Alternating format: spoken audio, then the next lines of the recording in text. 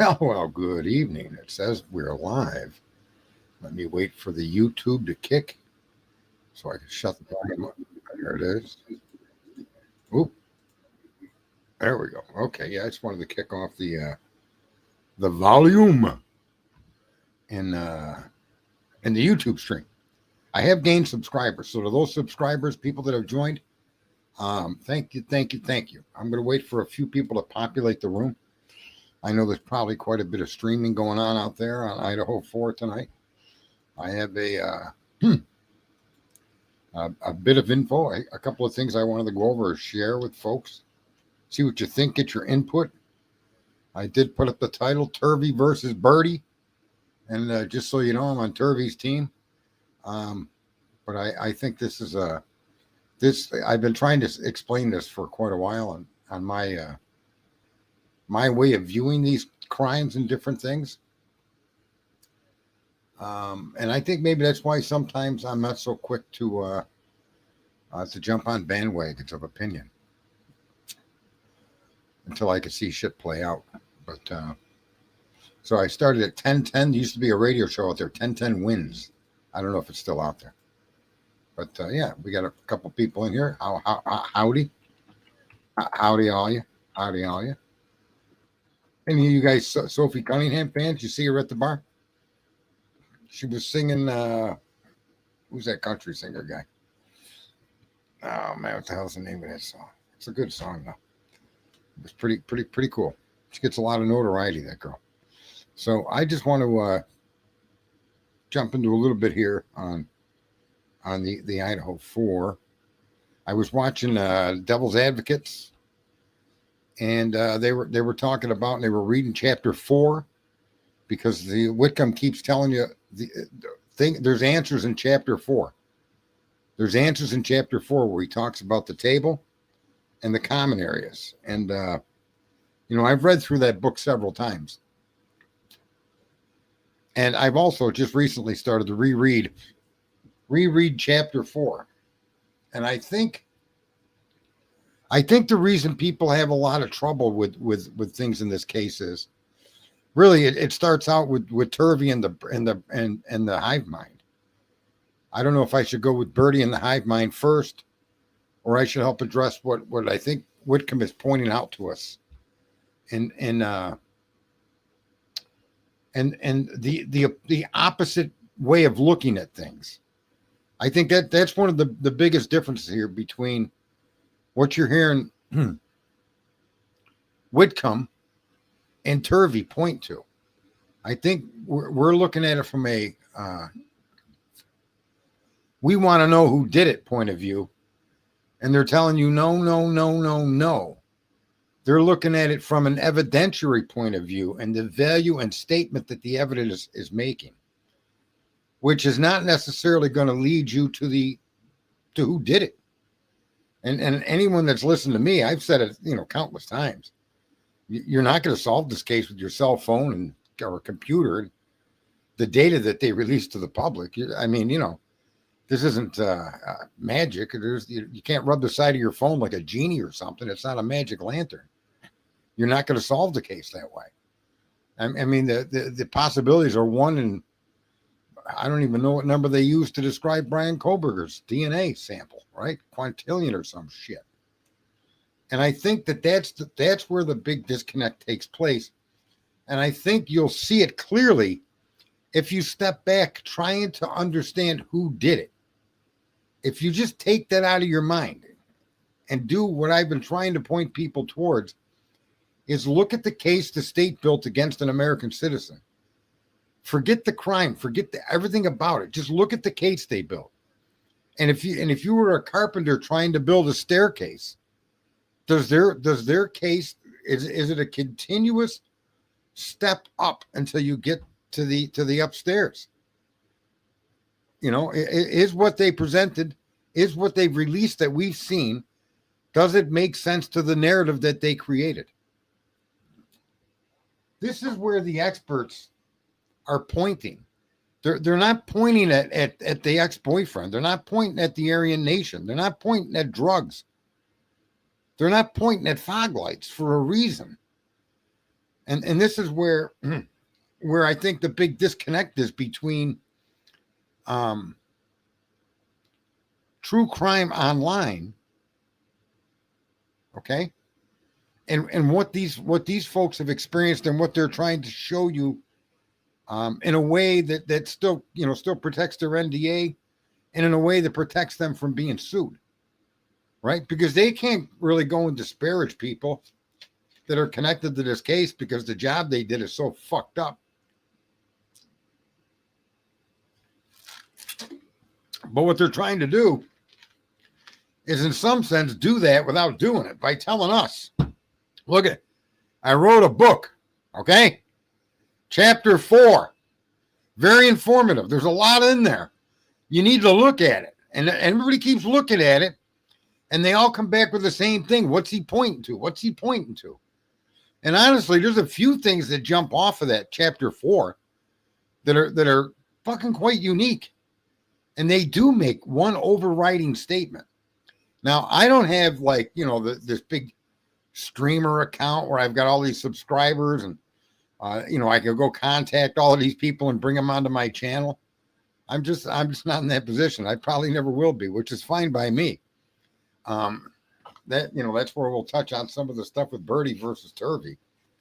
But I think chapter 4 in that book speaks volumes about the crime scene. And I think a lot of what Whitcomb is trying to tell us is look at what's there. And I'll tell you right off the bat, there's one thing about the common area. There's one unique thing I'll start with about the common area. Hey, Peggy Sue. Hey there. What is that? Right turn, Clyde. There you go. There you go, Clint Eastwood. Here's one thing about the common area that when I say it, you're going to say, duh. Because you see it, but you don't understand it in a way that's important. But the one thing about the common area, unique to any area in the crime scene, is all 4 victims are present in blood. Now, it's just one thing, okay, that makes it uniquely different from the second and third 4 murder scenes. But it's important. That's very important. Because that also leads you to something else extraordinarily important. And I'm going to hold off on that a little bit till we get more viewers in here. But I want to repeat that what Whitcomb is pointing at isn't who did it. Get that shit out of your head. This is not a who did it case.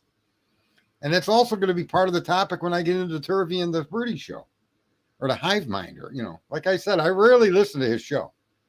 I rarely listen to it. It jumped up on my Kindle today when I was in the pool. Because we all know Sarge is like a fucking, I don't know, like a seal or a whale. Although I'm not fat at all, but I'm an air-breathing mammal that loves the water. So I don't, I'm not a fish because fish depend on water to live. I don't necessarily have to be in a body of water to survive. Although floating around and swimming around and standing around and hanging around, and listening to music and talking to friends on the phone. I got to figure out a way to stream from the pool. I don't know that I can do that, but there'll come a day in the next, I don't know, whenever, where I'll be in the pool and you hear the water splashing as I move around, and I'll be streaming from the pool. And I don't want to get with that toaster bath or anything like that while I'm in the pool because that could be fatal, because we do have someone that comes into the show named Toaster Bath. So let's start with that, folks. When it comes to chapter 4 of the Broken Plea, one of the most significant things that you can derive from what's in that chapter is that all 4 victims are present in the common area without physically being there. And that's an important observation, in my opinion. And I think it's an observation that Whitcomb is trying to drive us to try to look at and understand what that's saying. Right? Does anybody in the chat room, are you following with what I'm putting down? That chapter 4 is Whitcomb is directing Lee from the Devil's Advocate. And I know Lee was struggling with this, but I think your struggles are all self-imposed struggles because you're trying to see if he told us who did it. And that's why you're having such a hard time with his book there, Lee. And I'm not being critical or, trying to be crude. I'm just pointing out what seems to be obvious when I watch you reading that chapter. where you can't understand what he's trying to get you to see. And that's because we're so stuck on this thought of who did it. Brian didn't do it. Brian did do it. Brian didn't do it. Brian did do it. Her boyfriend did it. Dylan did it. They did it. He did it. She did it. We did it. That's what's fucking everybody up. And this is what Turvey is trying to explain. But it gets lost on the viewer because everybody is so comfortable now with making up whatever story that they think makes sense and turning it into a theory, which is where I'll get back to Birdie, okay? Who's one of the big perpetuators of this, but seems himself to be the innocent angel of it all. And he's just one. He's a lately one because it's been going on for years. It's not just Birdie. It's most of your streamers. As a matter of fact, the biggest crime of all is by the listeners because you put up with it and you promote it and you participate in it because you think I don't know what the fuck people think. It's entertainment, I guess, but it's not entertaining when his backdrop is 4 horrifically murdered college students, regardless of what, who, what, where, when, and why. That's the backdrop of all of this Idaho4 stuff. And that's terrifying. It's just terrible. It's beyond understanding that anybody would go into a home and take 4 young lives like that. And I think, a lot of viewers, and probably why I'll never be a 75,000 fucking subscriber stream or influencer, right? I don't know that I've got the charisma for it. I don't know. I don't know, man. But anyway, I'm kind of like an asshole, I guess. And how can an asshole have 75,000 subscribers? We better hope that doesn't happen. But with the common area directed towards Lee, who I like Lee, devil's advocate. The problem is the context to which you look at the data that he's given you. And I've been trying to tell people this forever. Data is data. It's not to be believed. Data is something created by mankind, right? And our cardinal sin was believing in things other than our spirituality or God or anything of that nature religious. That's our big sin in the world today. We're taught to believe in information, right? You're taught to believe from fruit from the poisonous tree, which is humanity's data and information they spread out in the public, the propaganda, some of the science. I mean, I can go on and on and on with the fucking bullshit. And people believe one side or another rather than think it through and come to an understanding. And this is why I completely think everybody has a problem with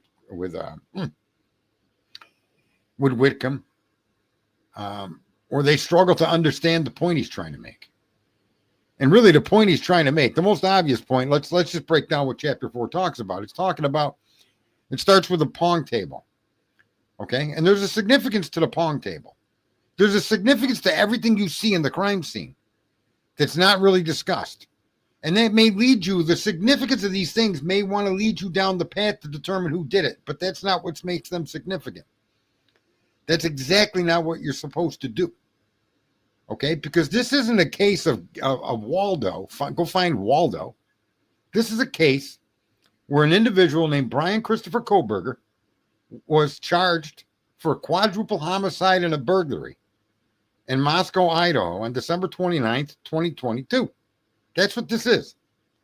And all the other sideshows and all the other circus acts and all the other theories and all the reflection videos and this and that and the noises is a fucking sideshow. It gets you no closer to understanding who did it than if you didn't look at any of it. I'd be willing to bet you that somebody that knows nothing at all about this case, that's never seen a stream about this and heard about it in the news, okay, is as likely to know who did it as you, that spent countless hours and months, okay, watching all this horse shit out there. And some of it I put out. So look at, I'm not separating myself as some fucking Moses or something. I said it already. I'm just some asshole out here. I'm not an influencer. If anything, I'm the opposite of an influencer. I'm like a fucking antagonist or something.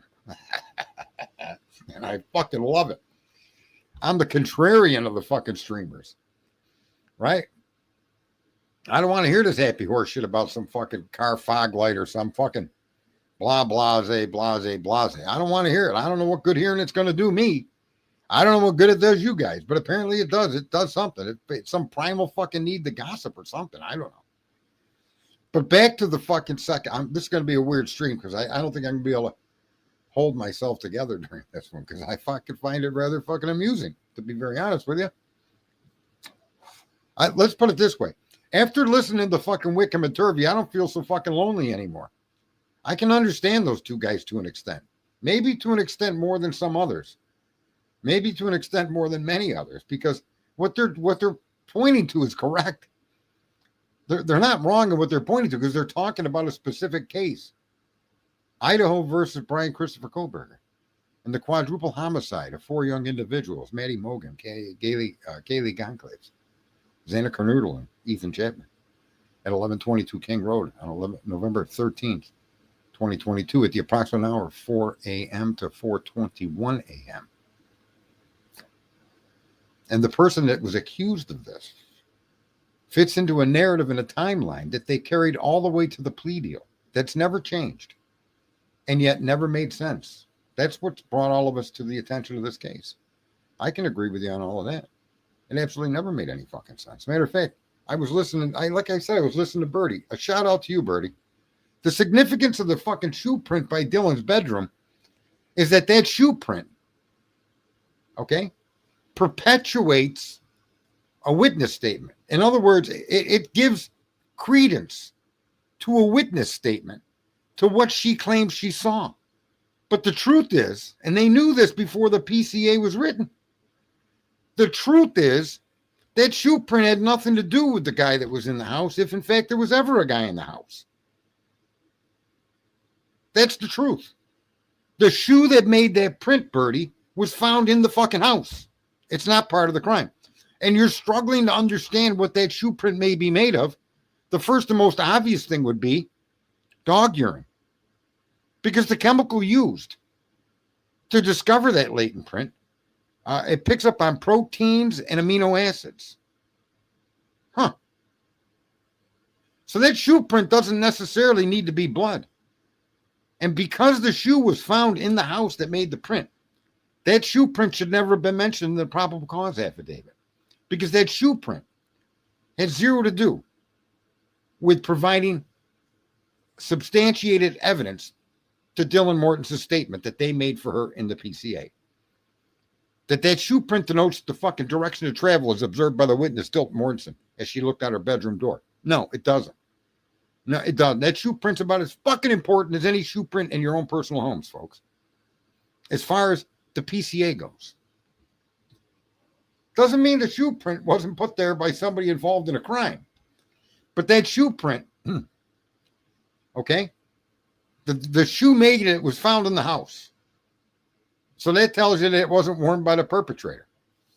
And there's so many things that we're being told on the second floor that none of us are grabbing hold of. Because we're all looking to figure out who did it. We're all looking to blame Dylan and Bethany. I'm guilty of that too. But I think when you step back and you erase all of the stuff that's gone through your head and all these fucking different theories, which is one of the things that Birdie's a big part of. Call in and share your theory. And you got all of these crazy theories about what happened that night. And this is what Turvey is referring to. And I'm in agreement with Turvey. Turvey happens to have a voice much more significant than mine because millions of you are listening to what he says because, of course, he's a popular expert connected to the case, and I'm just some asshole with StreamYard. I get it. I don't have any fucking opinion, nor do I have any feeling about it.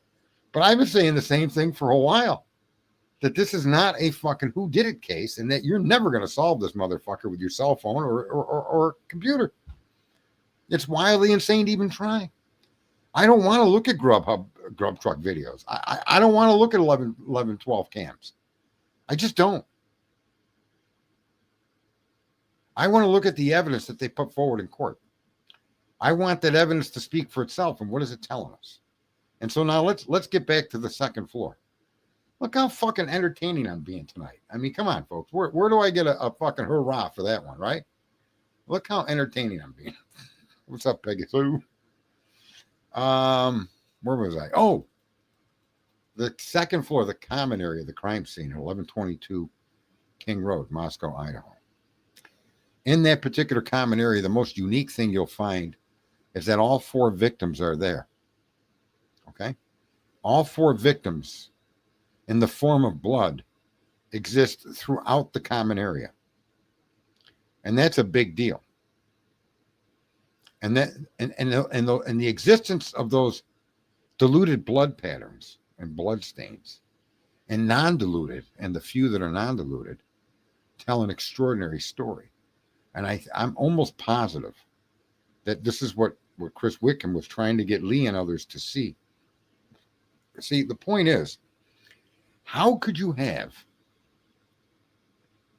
right? How could you have one killer and all the blood stains from all the individuals, okay, in one common area, and not one single sample crosses crime scenes? I'll say that again. Not one single blood sample, diluted or not, crosses crime scenes. So, for example, you have blood on a table. Major component, Kaylee. Minor component, Maddie. You have blood on a table, that's Xana's. You have blood on a staircase going downstairs, that's Ethan's. You never have Ethan's and Xana's combined. Isn't that weird? And you never have Ethan, Xana, Kaylee, or Maddie combined in any of these latent stains that I see in the book. That's important to see. That's a hell of a tell. How is it that if the only weapon in this crime is a K-bar knife, why is all the latent blood broken up into 3 different categories? Ethan's and Xana's, and then Kaylee and Maddie's. That's significant. That means that the murder weapon used on Kaylee and Maddie was brought down into the common area, but it was not used with Xana and Ethan.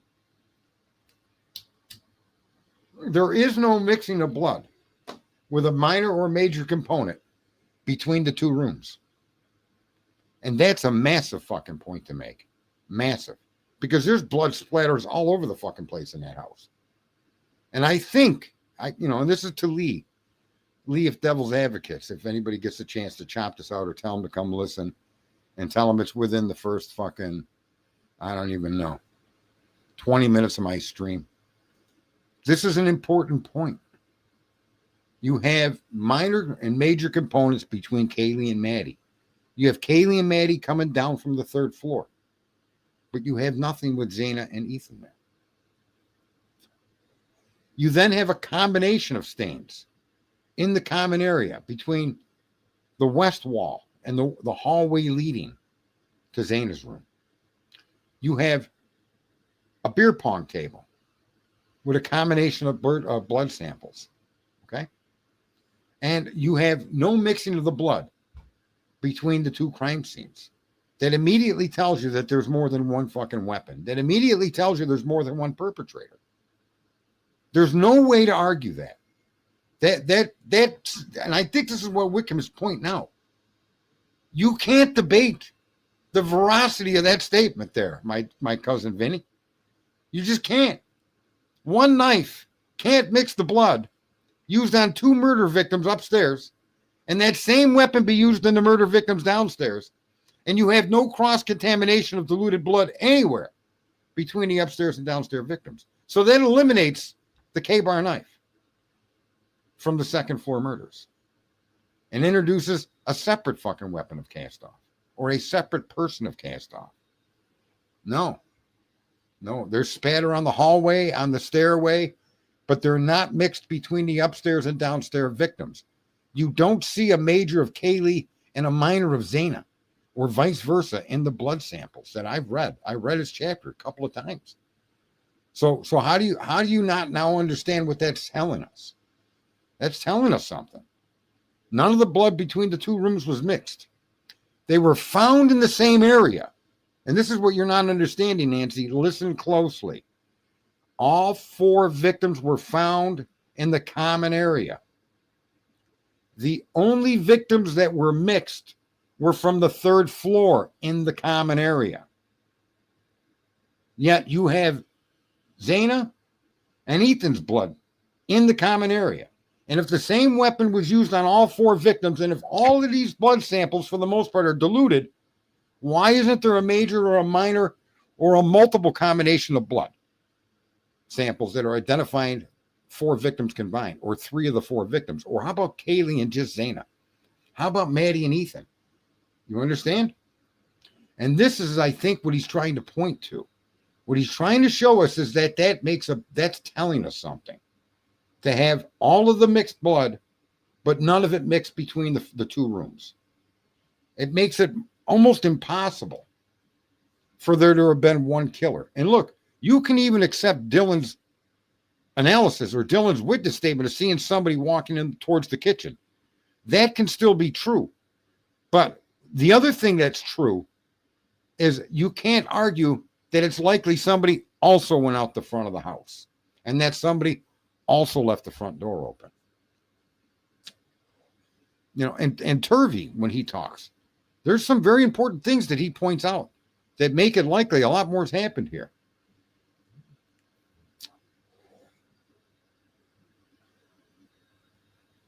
There you go. Exactly. But in this listen, this is why I'm trying to tell you, you got to separate what Turvey and other experts are trying to share with you with information that you can verify. Unlike Cy Ray, who sits in the back whacking his little fucking weenie, telling you he's seen things you ain't seen.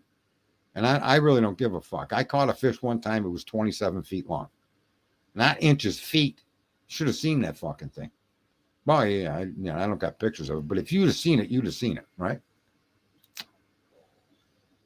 Still waiting for the exoneration. I don't know where the exoneration. Well, you have to wait.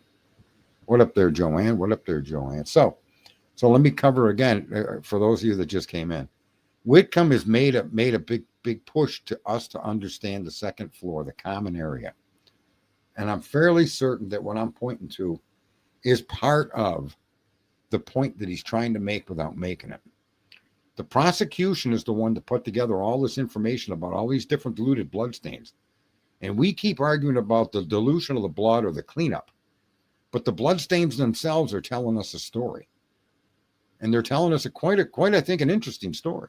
That there's no mix of the blood, no diluted blood or any blood samples are mixed with any victim from the second or third floor combined. You don't have Zana and Kaylee. If Kaylee was being, if Zana was being charged by the same knife that took down Kaylee and Maddie, why is there no mixed blood sample of Kaylee, Maddie, and Zana? Why? How is that? Why is there blood samples? You know, the major component is Kaylee, minor component Maddie. They're able to find it, but let's see. You can keep going with this to the fucking nth degree. Your head will explode. Just imagine if diluted blood can give you identity of the people in the blood. How is it they weren't able to identify the unidentifiable male blood samples, which is a whole nother fucking stream on a whole nother topic. But they were able to identify. How is it that they can claim that the dilution of blood could come from Xana's saliva? And then if that's true, here's the point that shows that woman has got to be about the most ignorant fucking. She's got to stop stuffing her fucking face with candy, that woman. There's nothing wrong with being overweight, folks. But if you're an overweight expert and the only thing on your mind is your next fucking snack, then don't be an expert. Okay? That's all I want to say about that. But how is it you could determine Kaylee and Maddie are in the fucking blood sample? And then you're going to argue that it's Xana's saliva diluted the stains, but there's nothing of Xana in the fucking sample. Somebody make that make sense. You swab your cheek or spit into a fucking jar and mail it off to a DNA lab and they'll connect you with family members. You mean to tell me that you could take a diluted fucking sample of blood and find Kaylee and Maddie but no Xana in there, but it's Xana's fucking saliva that supposedly diluted the sample? Oh, Big Amish Media, what's up? Did you just get in there, Big Amish? I'm doing my thing out of order. But anyway, because I don't mind repeating myself and throwing a few zingers in here and there. What Whitcomb is pointing us to has huge implications. And in the storyline that they used during the plea deal for Brian Kohlberger, in the storyline that they saturated the public with, the second floor blows it up. Because you cannot have Okay, you can have a K-bar that was used upstairs on Kaylee and Maddie. You can have. But if the same K-bar was used downstairs, then you have to explain how all the diluted blood is not diluted or not sampled with Zana and Ethan connected to the two upstairs victims. The same knife was used, and there's cast off of Xana's, and there's cast off of Kaylee's, and there's cast off of fucking Maddie's, and none of them are mixed together, those three samples. No combination thereof. You have Kaylee and Maddie, but you don't have any other fucking cast off that's combined, but you use the same weapon. How is Xana's blood not contaminated with the other two girls from upstairs? How could that be in that common area? And that can be because the common area, there was a different killer downstairs that may have used a similar weapon. But the cast off between these two crime scenes, and people were talking about this in the very beginning. They were talking about how you would know the order people were killed in. But I never really paid much attention to that reasoning, but people were saying that. And I think more importantly, what you're seeing is that in fact, you can identify samples of blood that are mixed.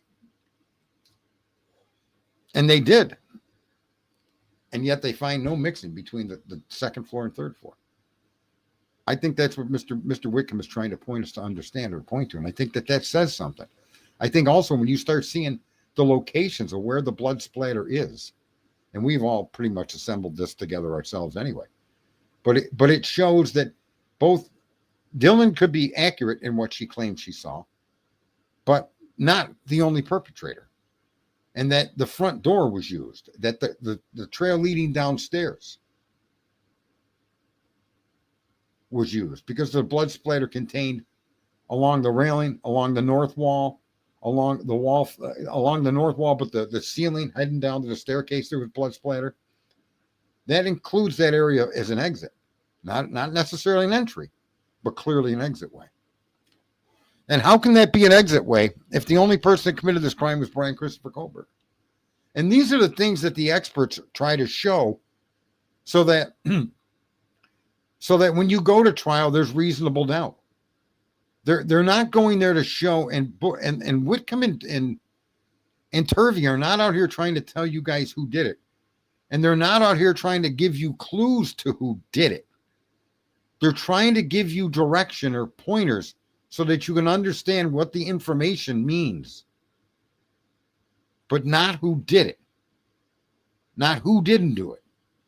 Right? Not who didn't do it. Now, Turvey appears to me to suggest, in his view, based on a few of the words that he said,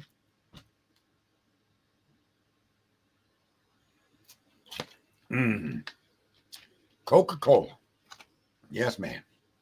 Had me a big-ass Italian assorted sub today. Phew. I haven't eaten that much, and my God, since I was a kid. I'm ready to explode. Right? Oh, anyway. So the common area is very important. The common area makes statements of multiple perpetrators that really cannot be disagreed with or argued against. It's reasonable doubt. And if Brian Kohlberger wasn't alone, and if Brian Kohlberger wasn't the one on the second floor that killed Zana and Ethan, who, the question, who is it? I don't know. But it wasn't Brian Christopher Kohlberger.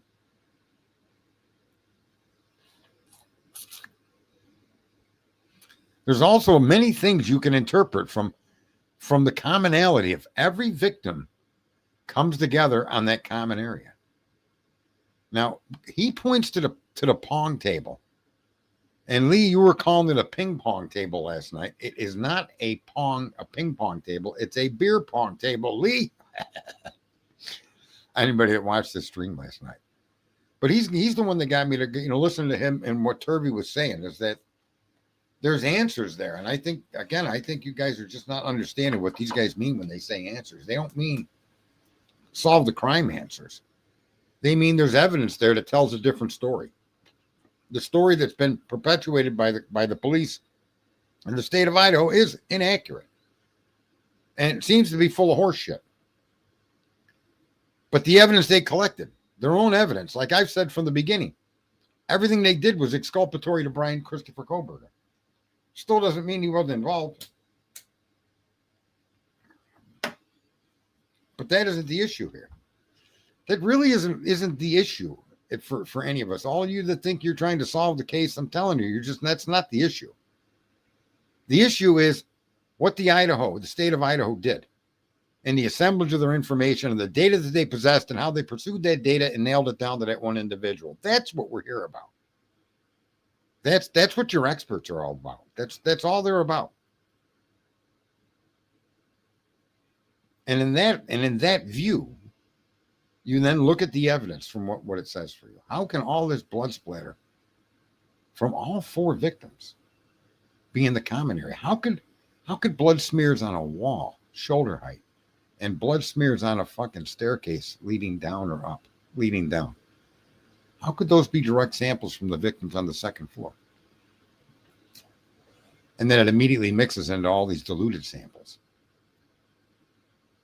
How is it, folks, that the kitchen, the 2nd floor bathroom, as far as we know, Dylan's bedroom, Bethany's bedroom, the 1st floor bedroom, the 1st floor laundry, and the 1st floor bathroom be completely unaffected or untouched or had nothing to do at all with the crime? Basically, the whole house was engaged. And there's evidence to suggest the whole house was engaged when you follow the blood splatter, to which they call cast off. You can involve the 3rd floor staircase, the hallway across Dylan's room. Based on Dylan's statements, you can include the kitchen. You can include the common area. You can include the hallway. But you can't include the bathroom by Zana's room. You can include Zana's room. You can include the staircase leading down to the 1st level. But you can't include the bathroom, the doors leading outside, the spare bedrooms. Seems rather fucking curious. Didn't they find evidence in the spare bedroom? But there's no proof of that. T. Smith, none. There's no proof of that. Zero. There just isn't. It's cast off from an unknown source. And so if it's an unknown source and the cast off exists, it could be any number of things.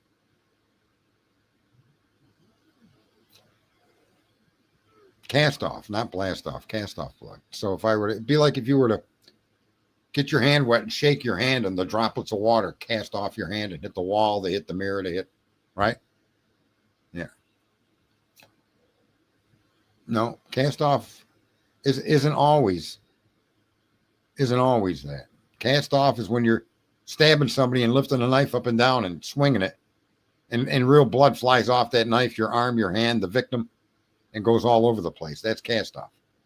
They have diluted cast off in the common areas, right? So they had, in my opinion, they had cleaned the weapon, or they had attempted to clean. And the cast off that you're seeing that's diluted, I don't suspect to be diluted after it hit the wall, because then it would be latent. It'd be a latent fucking blood print,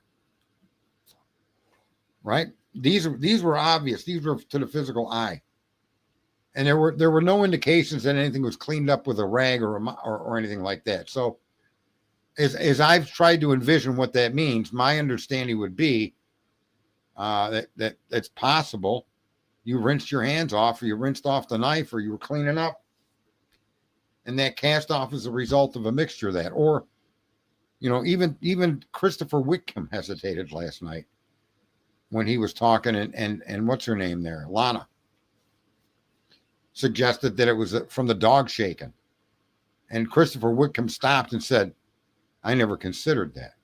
And I've been saying that for a while, because Miss Potts came in here and made that point, that if you really wash that dog off, it was covered in blood, and you wash that dog off, and no matter how well you dry that dog ain't going to be dry. Okay?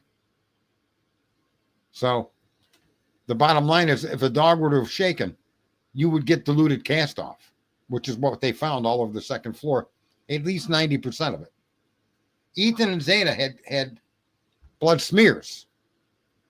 Okay? They had blood smears on the walk, on the rail, by the railing going downstairs, and by the bathroom by her bedroom. Though that wasn't cast off. That was like blood smears, like somebody rubbed up against the wall. Yeah, that's the whole thing. Yeah, you're right. How do they commit these horrific crimes but leave no bloody trail? And the bloody trail doesn't necessarily mean footprints, Ray, you fucking pubic hair fucking dickhead. It could simply be the blood dripping off of the knife or dripping off of the person. Dripping. It doesn't have to be the bottom of your feet. I mean, I'd like to see somebody, just so you know, I'd like to see somebody stand flat-footed above somebody, okay, and stab somebody to death laying on the floor fighting back. I'd love to see somebody do that, because that ain't no fucking way. You're stabbing somebody 54 times until they're dead, and you're standing on your feet, bent over doing this, or squatted and doing this. There's just no way you're not kneeling above this victim and pinning him down. So this idea that Ray, he's just a jerk off, that guy. He reminds me of Steve fucking Gonzalez. Just another jerk off. Fucking douchebag. Talking all this shit on. Anyway.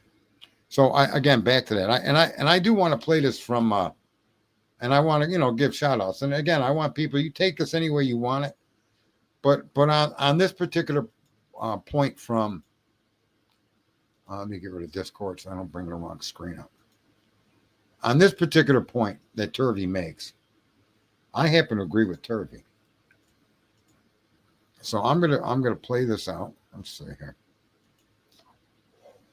Now, Hive War Room. Share. All right. So before I play this, I want to make a qualifying statement, okay? I'm sure Birdie ain't going to love me after I say this, but I got to say this. I just sold my company, okay? And my foreman was always one of those guys that would tell you what you want to hear, and you don't know whether that you would get it or not. Like, yeah, we're for sure working Saturday. And I just let it roll off my back because I knew that fucker wasn't going to work Saturday. But they're telling you this because they want to go home early Friday. Whatever. But, in other words,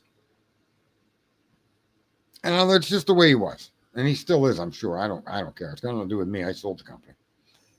But just before the finality of the sale, we did a job and a mistake was made. And he did a few things to correct the mistake.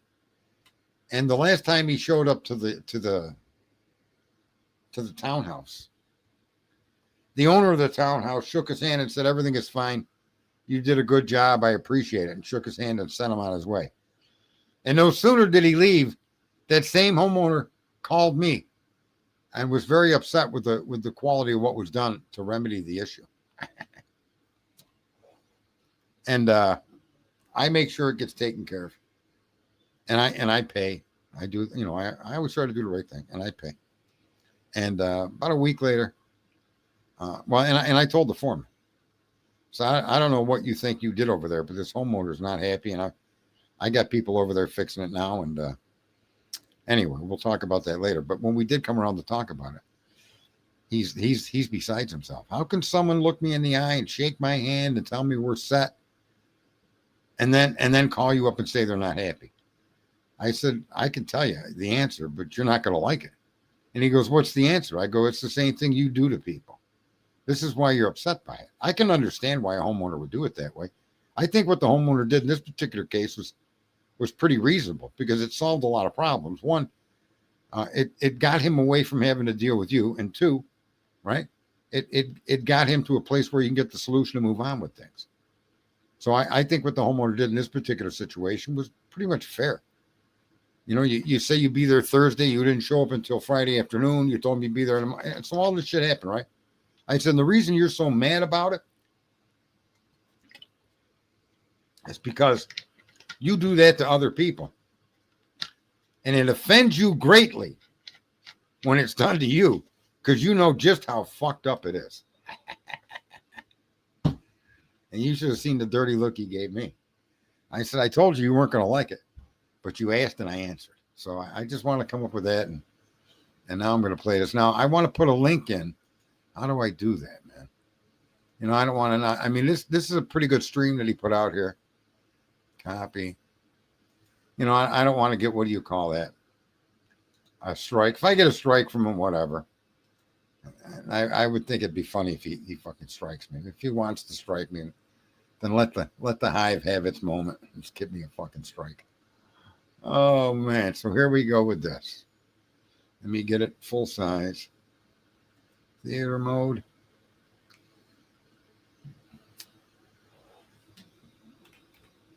Okay. He's told, trying to maintain that stoicism, which cannot be judged. Because as you can see from this case, as I said at the outset of this interview, the response of the public has really been our worst selves. We've been our worst selves. See, dude, I'm sorry. Look at Birdie. He can't handle it already. Birdie's already breaking down. Come on, Bird boy. All right, hang on. Let me see here. Birdie out of the box. He won't even let the guy finish his sentence. And Birdie's just stressed out. But let's listen to what Turvey has to say. And listen, Turvey says it better than I do. And maybe you guys will hear it this time. Okay, so I'm going to get right back to it. I can't stand that. I can't stand that. And this could be anybody that's saying that. Okay. So this is not directed at Dr. Turvey. Dr. Turvey just so happens to be the person that's saying it in this instance. We are not experts that are privy to seeing things that are clearly not made public. And sometimes I believe that people in positions like this who do have access to stuff that are close to the case, that do know the insider details, forget that nobody else is seeing this.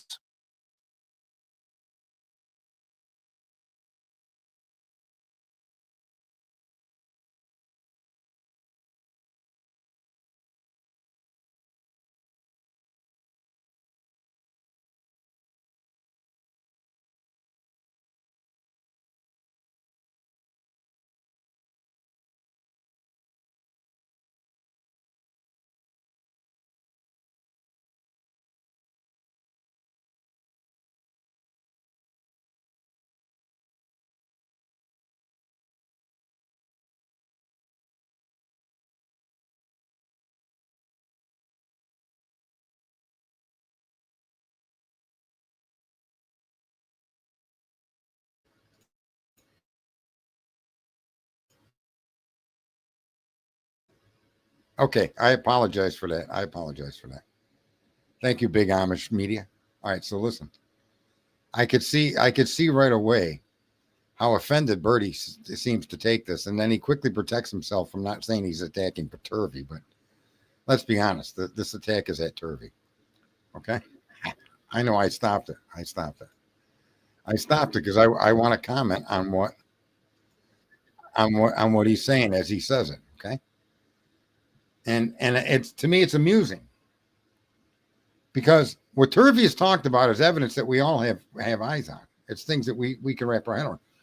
What Chris Whitcomb has talked about are all things that we've seen and had our eyes on. Let's be clear. I don't think you're seeing Turvey say any secret backroom evidence in any of the conversations he's ever had with the streamer. Nor, folks, is Chris Whitcomb doing that with us. So in that regard, I disagree with Mr. Birdie. Those two personal experts have talked about public information that's been publicly available to us, and or if not publicly available, publicly presented to us by these particular experts, right? Okay.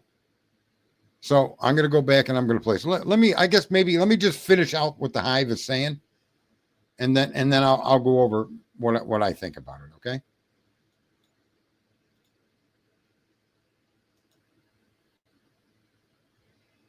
The other part is that people have been their worst selves. I very much so disagree with that because your meal kit is lying to you. Sure, the macros look good, but once you dig deeper, you'll see why you feel like preservatives, seed oil.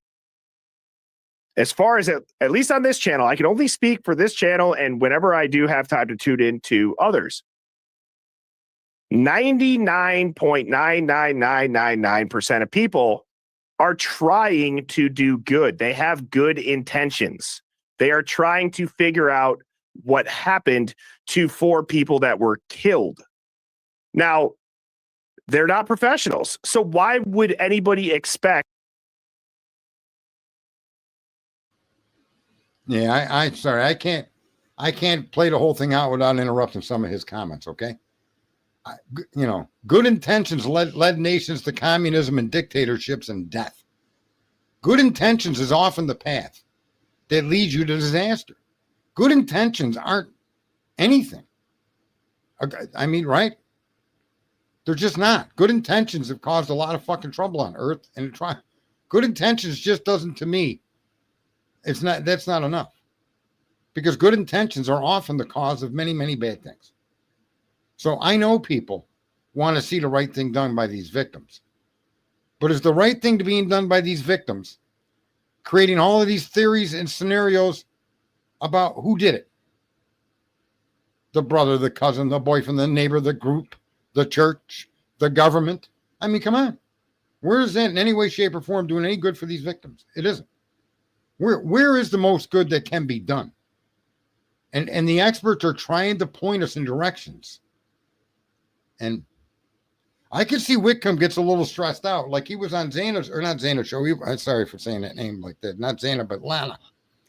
And she said the car with the fog light. He gets all stressed out. He don't want to hear about the fog light. And the reason, folks, is because in this particular case, the answers to what's going on is in the case, but the answers are not who did it. The answers are how fucked up this is, how unconstitutional this is, how big of a miscarriage of justice this is. It's not who did it. It's not Turvey's going to solve this case and give a name. It's not Turvey's on Brian Koberger's side or not. It's not Whitcomb is going to solve this case for you. That's not what these guys are doing. And that's what I've been trying to share with people that listen to my stream for the longest time. You can't solve this case. You can't theorize your way to a fucking solution. And thousands and hundreds of thousands of theories, you're no closer to understanding who did this than a guy that's never heard about the case. That's the best fucking thing. Hundreds and hundreds of thousands of theories broadcast so many streams. And how many of you really understand the consequences in the Constitution? How many of you understand the constitutions of the state's fucking infringement upon the rights of the people when they downloaded the cell phone tower? Huh? Or they jumped into the fucking DNA. Do people even understand how deeply fucking obnoxiously unconstitutional that is for the government to break through those fucking areas? You guys have any idea? No, you don't. But you certainly have an idea about a car with a fucking fog light.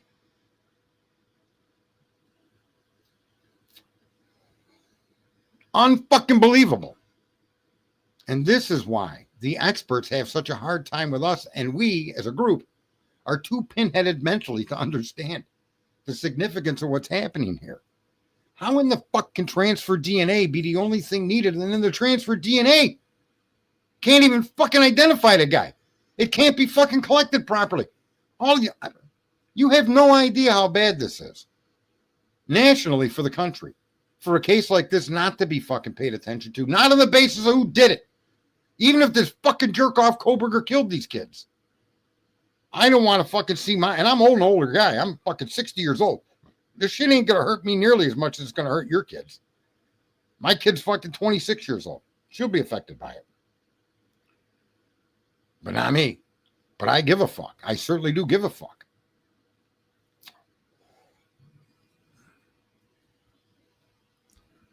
This is what the experts are trying to show us. And other people, there's other streamers. I mean, Lucy is pretty content on it. Although I think Lucy and others sometimes go a little too far with who did it, but not really too much. But Lucy's trying to show you in many ways how ineffective and how fucked up the system is. From the federal government all the way down to the teeny weeny fucking town with 25 fucking traffic cops. How fucked up our system is. Because we let it get that way. You know, he's going to go in now, and I can keep playing it. I'll keep playing it. Birdie's going to start blaming the mainstream media for lying to you, but the mainstream media is only telling you what the mainstream media is being told. They don't put any thought to what the fuck they do. Yeah, you could blame them for being part of the fucked up system, but that doesn't mean that when they tell us a lie, In order to understand the lie, we make up 1,000 theories. Why do you think they lie to us? Why do you think they stick to their shit? Because they know we are going to self and fucking implode. We're going to turn a fucking shoe print. All right, Lou. So don't get stressed. Anyway, I'm just giving it. But yeah, the Aryan. Look at why the fuck do you people think they do what they do? It's none of your business who the culprit is. There's no way for you to know that. You have to accept that. In many of these issues, you're never going to know the truth of the actual truth of the issue because you get caught up in their bullshit, which then catches you to counter with our bullshit, and our bullshit's just as much as bullshit as their bullshit. Holy fuck. How do I say that to make more sense of it? Let's have a call-in night for theories. That'll fix it. Joe from fucking Borneo. What do you think happened that night? Well, I seen this video, Birdie, about that fucking, what's her name there? Tommy, the guy, Tommy Jude, had a video of a reflection on the fucking paint in a car, and I saw a murder. Holy fuck, people.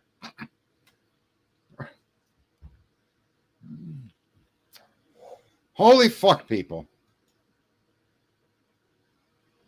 It's unfucking believable.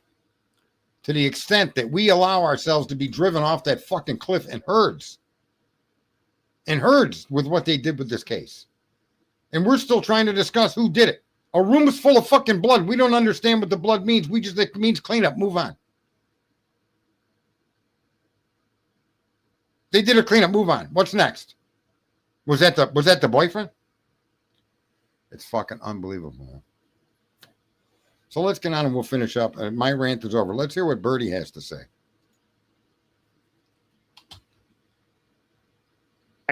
People that are not professionals, that do not have all of the information made public, to do it in a way that somebody who is a professional and at the top of that industry, who has access to all of this stuff, would ever be able to see eye to eye on them with. They wouldn't. It's an impossible comparison. And so, yeah, the internet might get a bad rap, but okay, fine. I'll say this back to the system then. Stop hiding stuff. Stop having need to know basis. These operations and all of these national security things, to an extent, right? I mean, at what point is it a diminishing return? That's something that my eyes have opened up to extremely widely on with this case. At what point is there a diminishing return for the greater good? How much longer are we going to continue to put up with this? Having to be lied to because certain things came out and went on millions of screens and were shoved down our throats ad nauseum, to where that fake story became the truth publicly. And so when that fake story that became the truth publicly starts to unravel, don't get mad at the people who just sat in front of their televisions and listened to the garbage. Get mad at the people that put the garbage out.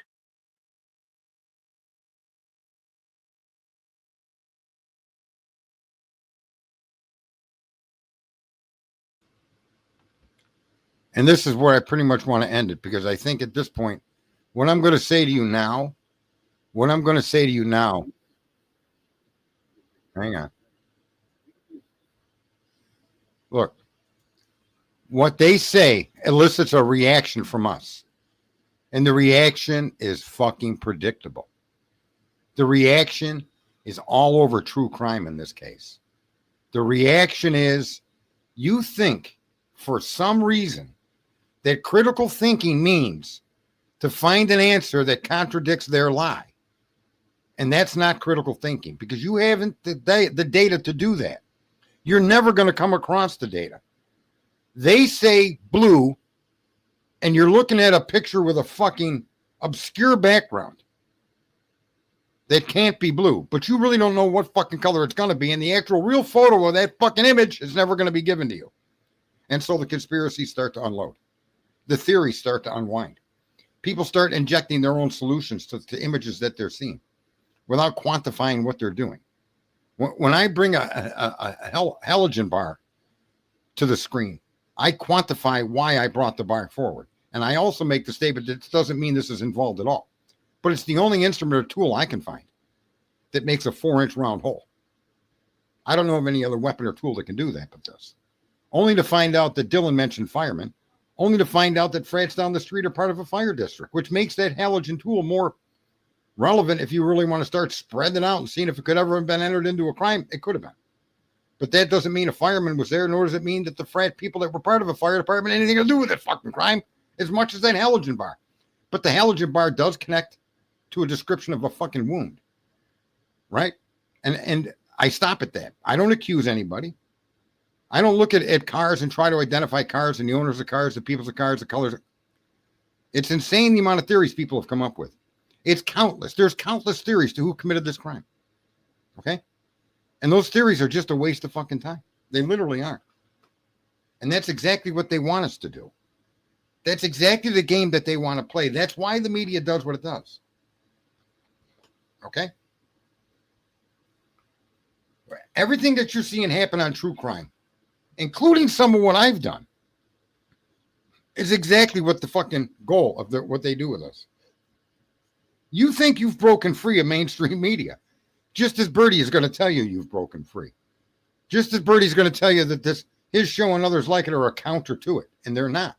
They're an extension thereof, and you just don't understand it. You just don't want to accept in your own consciousness that you're doing exactly what they plan on you doing. And it isn't just the money. Let's just be very clear. It isn't just the money. It isn't just the money.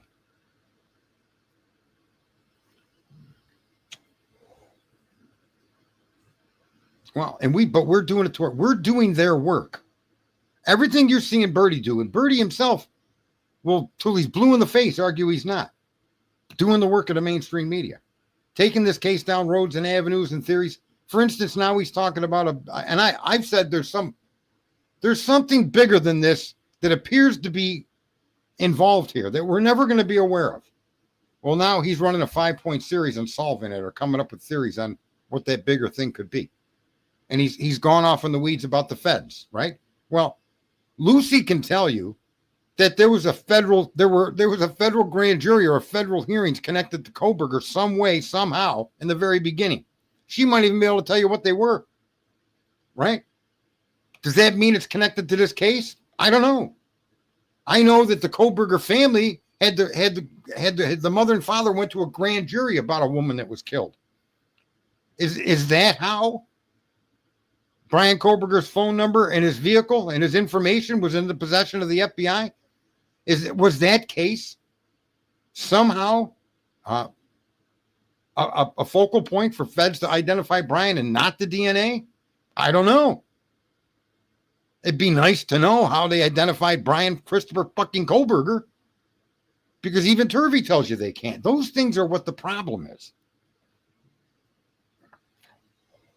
Right? But those are the issues. The issues, unfortunately, God, I hate to say this, but sometimes it's business and it's not personal. The murders are done, folks. And the system in place is fucked up. That crime scene in such a way that the odds of us ever knowing who really did it are almost zero.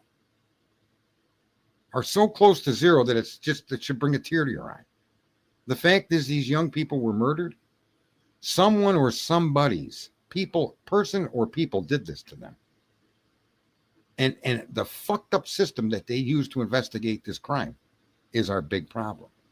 Why don't they tell us the truth? And that's because the people investigating this don't know the fucking truth. That's why. They couldn't tell you themselves. And let me be clear. I would suspect that most of these people involved in the fucking case couldn't tell you themselves who really committed the crime. And their only answer is Brian Kohberger. Because the only person they were ever told to investigate was Brian Kohberger. You understand? So even some of these people, these cops that these streamers are impugning and making fun of and accusing, that's expected. That's what they want you to do. But I bet you some of these people themselves that were hands-on in this case are no more informed, have no more information to solve this crime than you or I do, because they weren't privy to it. And guess what? Neither are we.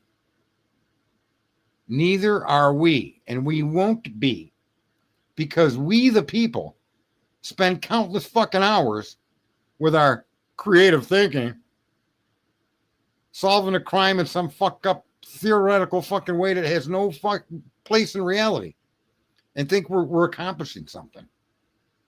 Oh my God. Glitch, you're absolutely right. The state's story is false. The state's story lacks any substantive information that would connect to the actual evidence we can view, right? Like when I went over what was found in the common area today. I think Whitcomb is trying to get us to understand that that common area is a book all by itself. Might be a short story, but there's a big story on that second story on the common area. Look at that, Big Amish. Where's Hair in Abundant clarity of thought? Big Amish, are you, I thought you were a dude. Are you a Big Amish female media? I don't understand. Listen, I don't have any like or dislike, or let Birdie do what Birdie's doing. Let all these streamers that want to solve this crime keep theorizing and trying to come to a conclusion, right?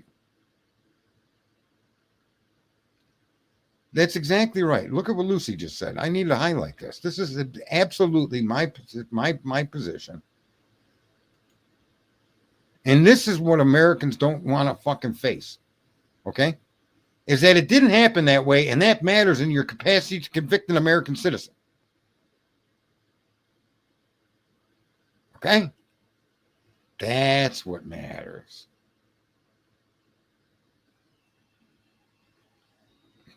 You know, and again, I have, I think Lee had, when I was in Lee's stream yesterday, just listening, and he's trying to read chapter 4, and he can't see what Whitcomb is pointing at, because Lee and so many like Lee and myself, you know, again, I don't want to say I'm innocent of that, because I can't, it's hard not to, because everybody does it. It's contagious. We're all jumping off the fucking cliff. I don't want to hold your fucking hand. Okay.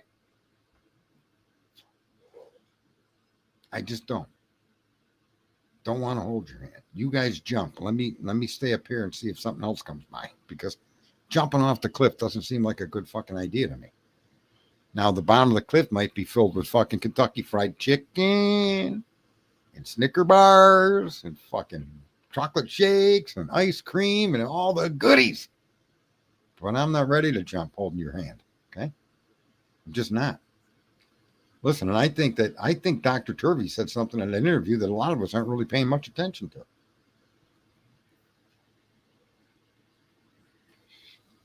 Dr. Turvey is suggesting, okay, directly suggesting that the reason that Mr. Kohberger was pushed to a plea was because the leak to the media came out of the defense team. And she was trying to get that buried. And by getting him to take a plea would put an end to all of that. And the ramifications as to what it would do to a potential trial. Did you guys hear what he was saying? Are you listening to what he was saying? That it's Ada County investigating the defense team.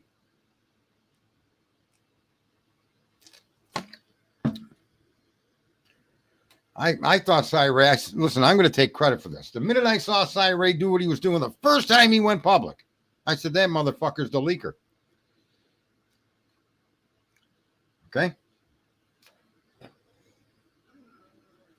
Yeah, that's what we're never going to know. We all have to somehow come to terms with that, but then we all have to stamp our fucking feet and demand the state of Idaho explain itself.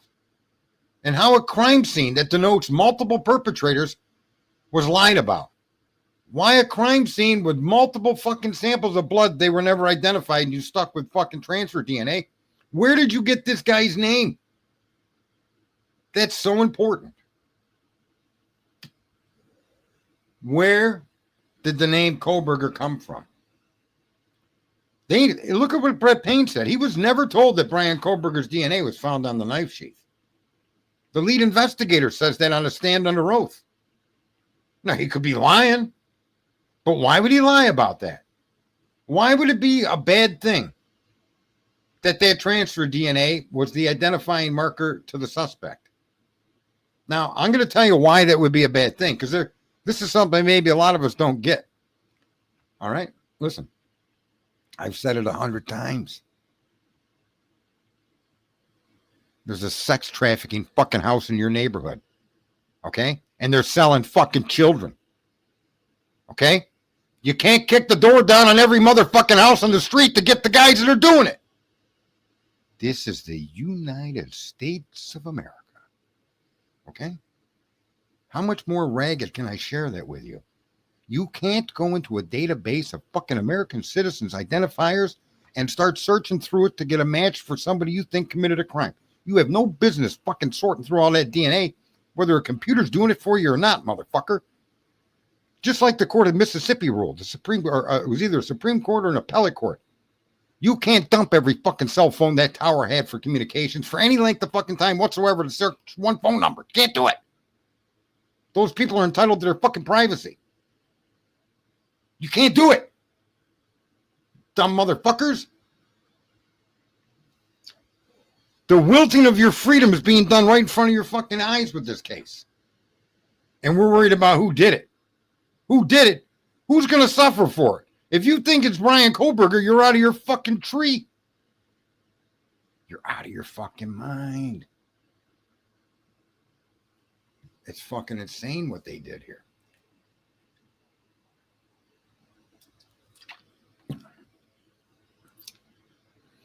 That's the problem, folks. Those are the fucking issues that make Mount Everest look like a fucking grain of sand on the beach. And we're not even talking about them. We're talking about Freddie from fucking Shake and Bake Kitchen in the fucking Grubhub truck. We're talking about Ralph and fucking who the fuck knows. Unfucking believable. Unbelievable. You mean to tell me you could take a sample of fucking blood that's been diluted and is mixed with another individual and make an identity, but you can't take blood off a knife sheath and identify the owner? You can't take blood off a glove? You can't take fucking blood?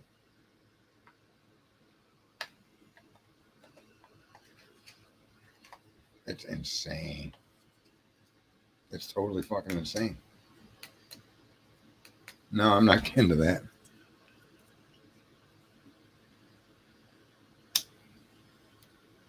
These issues, folks, that surround this case go to the core of the judicial misjustice that we have, what we call a justice system. When Turvey tells you 30% of the fucking Innocent Project is dedicated to fucking people that pled guilty, and you look at Kohlberger's case, and like Lucy said, like it says, it's fine if Brian is the guy. I'm not here trying to protect Brian Kohlberger. But I am trying to protect what's right. And in a nation of freedom, you don't have the right to do what they did here.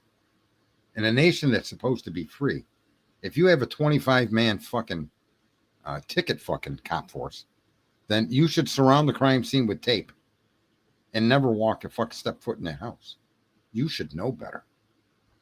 Okay? When's the last time you seen 25 fucking car mechanics surround the fucking plane at an airport and start working on it?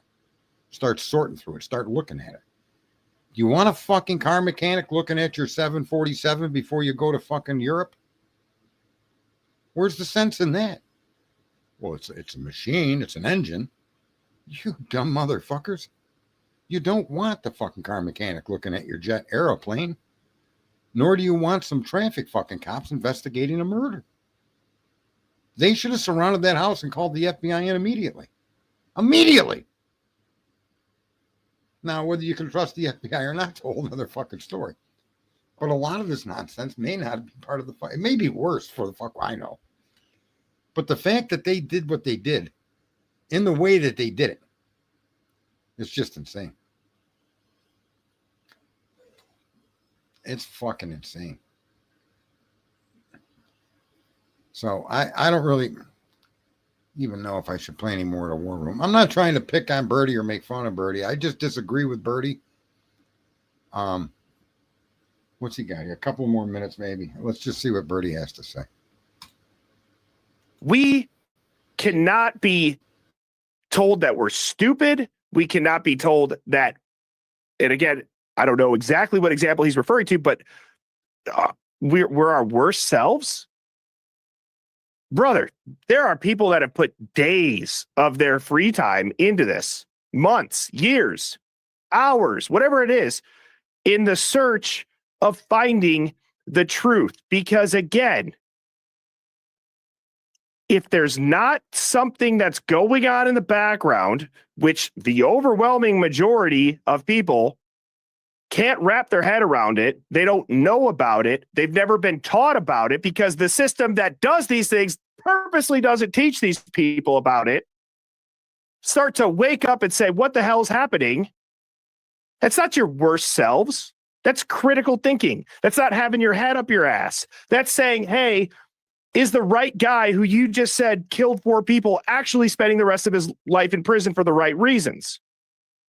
Is there a dangerous homicidal maniac on the loose? This is so different. It feels very different to a lot of people. It's not just wrong, it's a different wrong. And to then be criticized by people that have access to it is so ass backwards.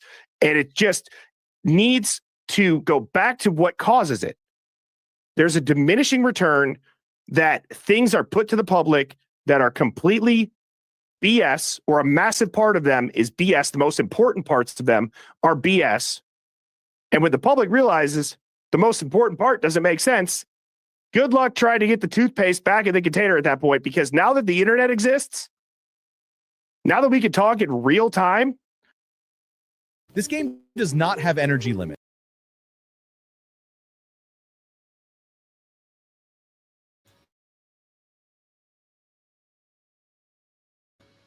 All right. I've had enough, Birdie. Uh-huh.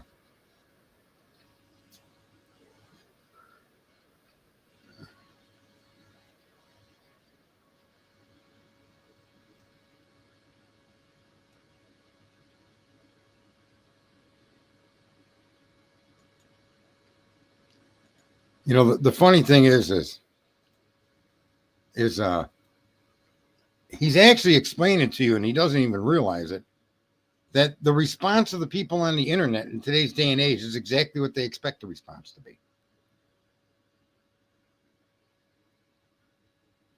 We're not looking at we're looking at a crime, and we're pissed off that we think that they don't have the right guy, and we're pissed off that we think they've lied to us, and we're gonna focus on that. But really, they've not only done that, they've manipulated our justice system in such a way as to provide a result, not truth, not justice, but a result, and they create all of this turmoil around it. They tell you how many different places that fucking DNA was. It was on the button. It was on the button snap. It was inside the button snap. And all of these different fucking things they tell us over and over again. Telling stories that make no sense. I've never in my life met somebody that made a statement that this, and this happened. And then 10 sentences later, to stand up and say, well, I don't know if what I just said is true or false, and I'm not lying to you. I just don't know if it happened like that. I never met anybody that would do that. As a matter of fact, Dylan is very good at doing that, and she does it all the time. But there's also times where she doesn't do it, right? And so you gotta know that that's an act. Why is she acting? What the fuck is that act all about? Why is the pong table, the beer pong table? Why is Whitcomb focusing on that beer pong table? I think the beer pong table tells a story. I think the beer pong table tells a story that's a very similar type of story that the blood samples are telling you. The blood samples are telling you there was more than one person involved. I think when he brings up Bethany's phone call, he's telling a story. I think all of these stories have some connection to what the crime scene is suggesting to an observer of the crime scene. I think putting the table back in its place, putting the blanket over Ethan, covering the two girls upstairs. I think all of those are part of the same story. A familiarity with the home, a familiarity of the victims. I think that's where the importance of the beer pong table comes in, regardless of where it was originally. But the fact that it was disturbed, the fact that there's blood on it, and blood on it in a way that would suggest it was on its side when it hit, is what I think he's trying to point out about the argument or about the statement that there was Xana's blood on the west edge, and the way that tracked. I think he's suggesting the table was on its side when that blood may have hit it. That would explain the trajectory of that blood on that table. I think putting the table back up and stacking up half of the table suggests something about that crime scene and those that may have been involved in it. Without naming names, without making accusations, I think that crime scene tells us a whole bunch of things that we're not seeing. And if we do see them, and then we run down this fucking rabbit hole of trying to place it at the feet of somebody that we can identify. But it's all of these things that we're seeing and not seeing that once you see them, you have to put them in the context of the state of Idaho versus Brian Christopher Kohberger. You have to hold that up against what allegations were made, what evidence was introduced against the accused.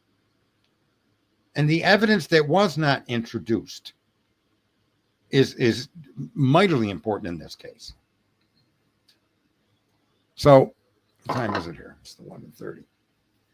What if he was holding the table over his head with his shenanigans when he was swinging the K-bar? Yeah, there you go. He was doing the fucking Spanish dance.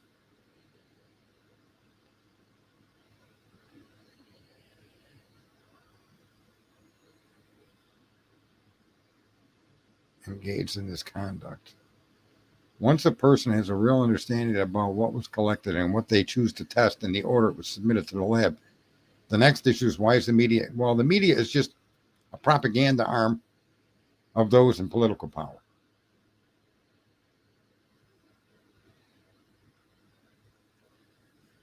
Right? I mean, that's just the way it always is. And the media just takes what their bosses tell them to read, they put it up on the prompter and they read it. And that's why I don't care what political fucking persuasion you're from. Both sides are guilty, and I think both sides have goods too. I mean, minimal, but there's some good there. The butler did it, mirroring more true than not.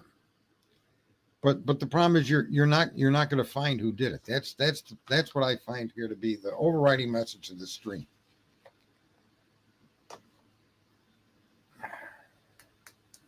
I am trans politically. Well, that's fine. You can do whatever you want. That's what America's all about. Right? Just don't bring it to my kid's classroom. Stickergate. Yeah, all these other cases. But this case in particular, you have an individual accused of a crime. You have an individual that pled guilty on the heels of an evidentiary discovery that was apparently not disclosed to him, that was exculpatory. A leak to the media that's destroyed his chance at a fucking fair trial. And then him run into a plea deal. And if this leak came from the defense, holy shit. Right? I don't even know what other words to use except holy shit. Because I said that early on, everybody was like, why would Ann Taylor do it?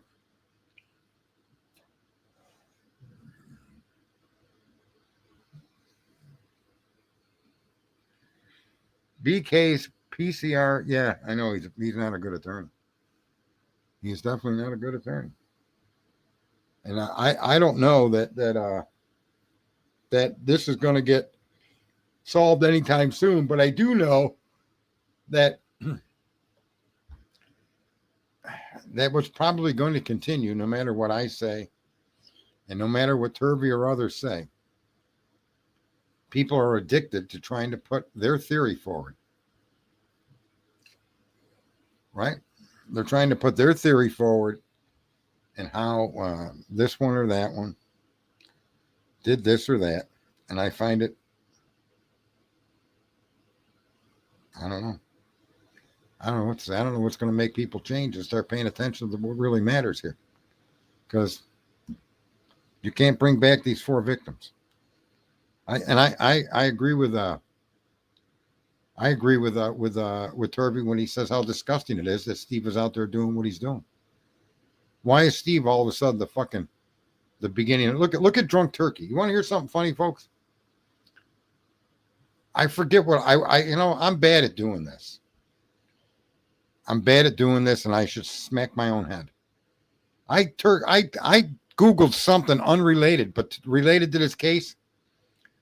And one of the links that came up was Dan from the Drunk Turkey show is going to discuss the problems with the Kohberger case. Dan from the Drunk Turkey show. What many of you may not know, once upon a time, had a big problem with the Kohberger case and him being accused of the crime. And he was invited to discuss this on mainstream media, and they made him look like a complete asshole simply because he is a complete asshole who has no conviction, okay, other than to try to make money online, which go ahead and make your money. If you need your money and you could do it by conning or entertaining people about a quadruple fucking homicide, you go right ahead and do it. But that fucking guy, right in the title of this fucking link, was Dan coming out to show out the problems and defend Brian Christopher Kohberger. He went on the media, the Drunk Turkey, and they ran himself over. Not that he was involved, but that he was like a Kohberger was innocent guy in the beginning. And then they attacked him. They made fun of him. They attacked his big fat friend. What was that guy? Blue. And after that contact with the media, he immediately changed his fucking stripes and became a guilter.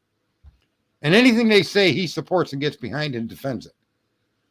He is like a fucking sniveling fucking little shit stain, right? He's like that fucking stain that you get on your underwear that you don't intend to get there, but it gets there, right? And if you don't take care of it that time immediately, your ass is going to burn by the next day. That's who Dan, the Drunk Turkey, is. He's a skid mark. He's a shit stain. He's useless. Of course, Steve fucking Gonzalez will go to another fucking cuckold like fucking Drunk Turkey. Because they're both cuckolds. They're not men. They wouldn't know what it is to be a man. They wouldn't know the fucking first thing about being honest and being fair and being decent and standing up for what's right. These guys wouldn't know they wouldn't know if they fucking smacked them in the head with a fucking billboard. If you yelled at them with a bullhorn in their fucking ear, they wouldn't hear you. Useless fucking people. That fucking guy. That fucking Steve. He ought to run around in a fucking skirt, that Gonzalez guy. How do you fucking monetize your dead child, you sick fuck? Unbelievable. Ugh. Unbelievable. Man. Don't abuse the disabled. Anyway, yeah, so that's my fucking point. Yeah. I listened to a lot of people in the beginning. That T-Rev used to be a big popular. You know how many people used to go to the T-Rev show? A lot of you women would go to that kid's show. What a fucking piece of dirt that piece of dirt has more soul than that kid did. Unfucking believable. I've been out here for years, folks. And I really never really get a big following because I am that asshole. I mean, who wants an influencer that's an asshole? I don't know. I said that early in the show. I'm not your guy. I really like to play and pay attention to the data. I like to see the information. I like to see how what they did with it when they got it. Right? I'm just not down with all of it. I'm not down with all of that horseshit. I'm not down with all these theories. I'm calling for theories. I'm sorry, Birdie. I just don't think that there's anything appropriate in doing that at all. These 4 kids are gone. Horrifically gone. And the problem is not who did it. First, let's figure out why they lied about who they claimed did it. Why? Why did they ignore this evidence? Why did they misread the crime scene? Why did they destroy the home? Why did the hair not become public knowledge? Why was all this information that should have been known a long time ago apparently not even known to the defendant himself, because his attorney, based on what we're being told now, appears like she didn't share it with him? Right? Why is the defense team being investigated for the leak? Why would the leak and the defense team and the knowledge of that leak and that fucking investigation, why would that all of a sudden be on the heels of a plea deal? The mention of the hair was published. The images of the fucking pile of hair in his hand and the hair on the fucking floor and attached to the bed frame wasn't published, the white rabbit. The hair was stated to be a single hair.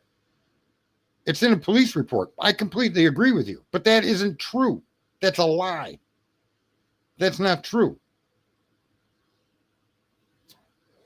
But it wasn't pushed out in its full context, the white rabbit. Not in the pictures I saw. That doesn't describe what was pushed out a year ago.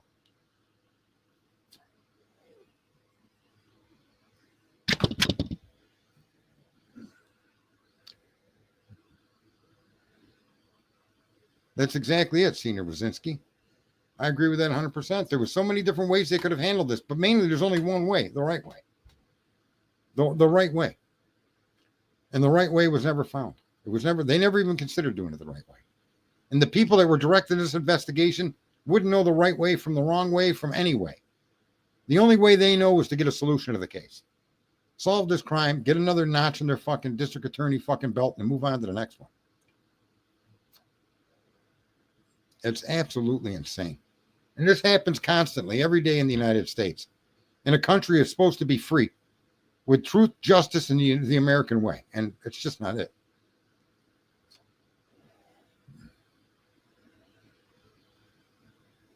I agree, White Rabbit. It was completely disclosed in a way that was ridiculous. Debris. Yeah. Why? Why would the fucking coroner go to that extent to write the report like that, or whoever wrote that report? Doesn't make any sense. The hair wasn't tested for DNA. Makes no sense. The hair between the two girls upstairs on their comforter, even if it was their hair, you test it to confirm the identity of the hair. Because surprise, there's a lot of bottled blondes in this country, right? It's absolutely incredible, man. I mean, we can run down on all the things they did wrong. Now what we need to do is start looking at the evidence that they're putting forward, and you're seeing unbelievable. After Bill Thompson presented to the court what he presented to the court before Brian read off I was guilty, I would have jumped out of my chair and attacked that guy. You put me through 2.5 years of prison, and you have no evidence to put me in that house. You have no evidence to connect me to this crime whatsoever. And you've done this to me for 2.5 years. You've told the entire fucking world that I'm a killer, a fucking sick killer. Oh my God. Unbelievable. There should have been no unidentified DNA anywhere in that crime scene. There should have been nobody in that home wearing windbreakers with cotton swabs seeking evidence. Nowhere should that have ever happened. There should never have been anybody inside of that property at all. After the initial identification of the killings were made by the officers on the scene should have been secured, and nobody should have got in until they brought in a specialized team to inspect that crime scene. Nobody should have gone in that house after the first arriving officers came. You don't need to go in and confirm that they saw 2 dead bodies, 4 dead bodies. There's no reason for you to do that, Sergeant Blaker or Sergeant Jerkoff, whoever you are. It's a crime scene.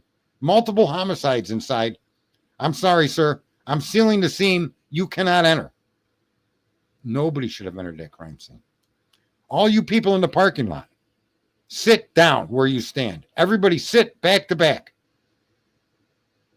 And now I'm going to take your names, and each one of you are going to get in a squad car. We're going for a ride. But I don't care. I don't want to hear nothing from you. Shut up. Sit down. There's 4 dead bodies in this house. And if anybody's got any complaints, save them for your lawyer. Shut the fuck up. Immediately, that crime scene should have been secured.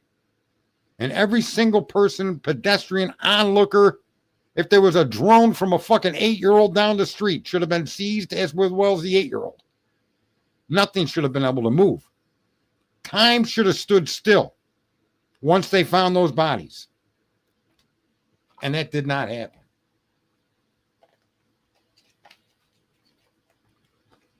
It's a fucking sickening what they did.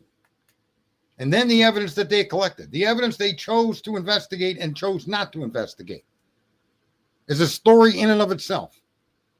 That makes no fucking sense because there should be no story around it. How do you get blood and tell me it's an unidentified male and leave it at that? Right? And here's the other kicker. When one of the witnesses / survivors tells you that you're probably not going to get any DNA because we did a deep clean a week earlier. We did a fucking deep clean a week earlier for Parents' Weekend. Why doesn't that then tell you that any fucking DNA sample you find in that house is most likely going to be connected to this crime? Using her own fucking words to direct your investigation. We did a deep clean on this house. You might not, we already have. Oh, okay, good. Okay, great. She said it. She fucking said it. And that should have been the fucking basis under which everything in that house was examined. Right? Unbelievable how they managed this case. Unbelievable. How the fuck did they identify Brian Kohlberger? How? Where did that name come from? There's so many things and so many pieces of information that were collected that could have told a story, could have given them answers, could have led them down a path to a result, which could have included, and I'm tired of saying that, but I'm going to say it, okay, which could have included Brian Kohlberger as well, right?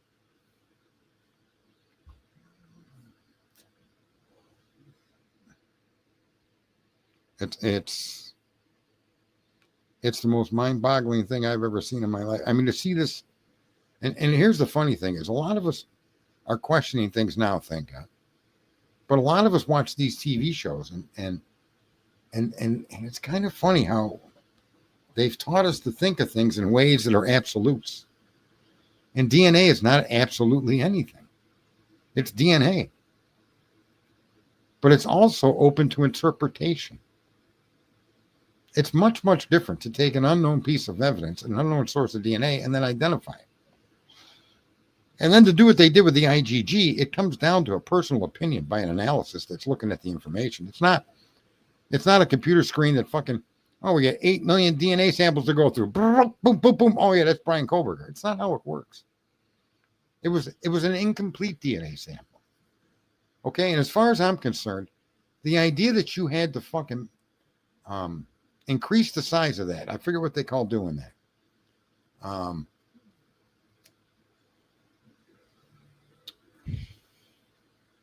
What do they call that, Lucy? When they took his sample and they magnified it somehow, there's a term for that.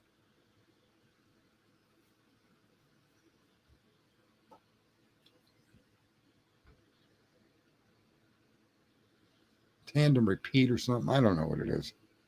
But basically, the FBI increased the sample size by doing some fucking scientific fucking wizardry with it. Amplification. How is the amplification of DNA not altering to the evidence? Somebody needs to explain that to me. How is that not altering evidence? Because that certainly is not the sample you collected. You collected a sample that was incomplete, then that's where it takes you. Now you're going to amplify it. That amplification will also lead you to other names.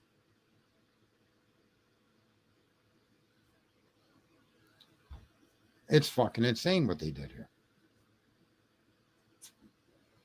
Right? It was 6 or 10 skin cells.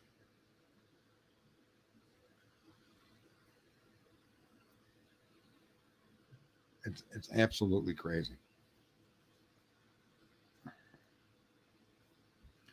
But let me just say to you that some of what the information Birdie gives out in some of his streams is pretty good information when he tells you how everything is compartmentalized. I've tried to explain that.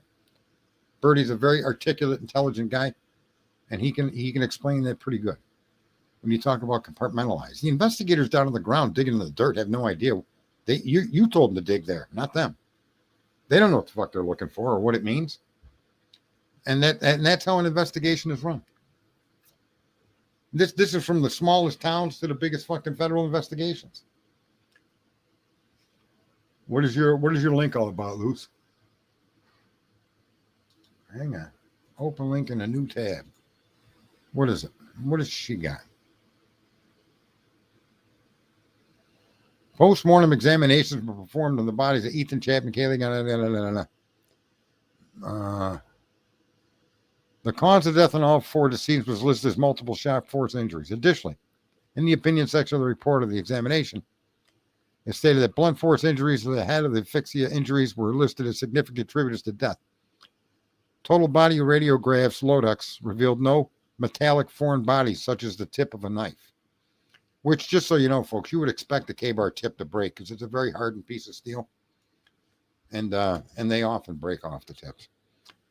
There was no scene of autopsy evidence of sexual assaults. Swabs were taken at the autopsies of multiple body surfaces and oral and anal cavities. A penile swab was taken from Ethan, vaginal swabs from the three women. Fingernail clippings were obtained from all decedents. These items were turned over to the MPD. In Coroner Maybell's death certificate abstracts, the sections describe how injuries occurred for each decedent are completed as follows. Ethan Chapman stabbed by large knife multiple times. Kelly Goncalves stabbed multiple wounds. Subdural bleeds, asphyxiation injuries. Zana Kernoodle, multiple stab wounds on head, chest, and arms. Maddie Mogan stabbed multiple times with large knife. It's notable that none of the medical examiner files include any notes or diagrams which made correlation between the written descriptions and the autopsy photographs difficult. They were stabbed and beaten. Yeah, that's correct. Queen of the pool. What medical examiner taught? Nobody. Just that one. My butts. And when you ask her why, she goes, but what? My butt. My butt what? Yeah. This whole case is a chaotic fucking mess. It's like the most amazing fucking disaster that's just as disastrous as the murders themselves. That's the tragedy here. And we're all out here trying to figure out who did it. Mm-hmm. I know, but I like to say my butts hurt. Stop picking up the soap in the shower, you fucking jailbird. Anyway, many people who are wrongfully convicted in Moscow and Poland throw you off the scent. There you go. We're all fucking track dogs now, or scent dogs. All right, what else do we got? I'll tell you what I want to do. I'm going to check the weather for tomorrow.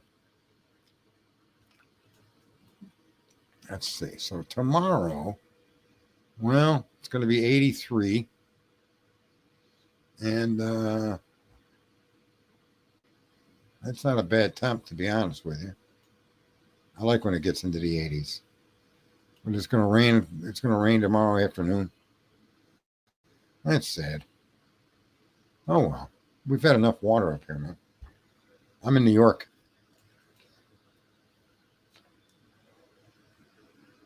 Yeah. All right. So I'm going to cap this stream off with going over what I said at the very beginning of the stream before I went on my rant and raves. Because we all know I love to rant and rave.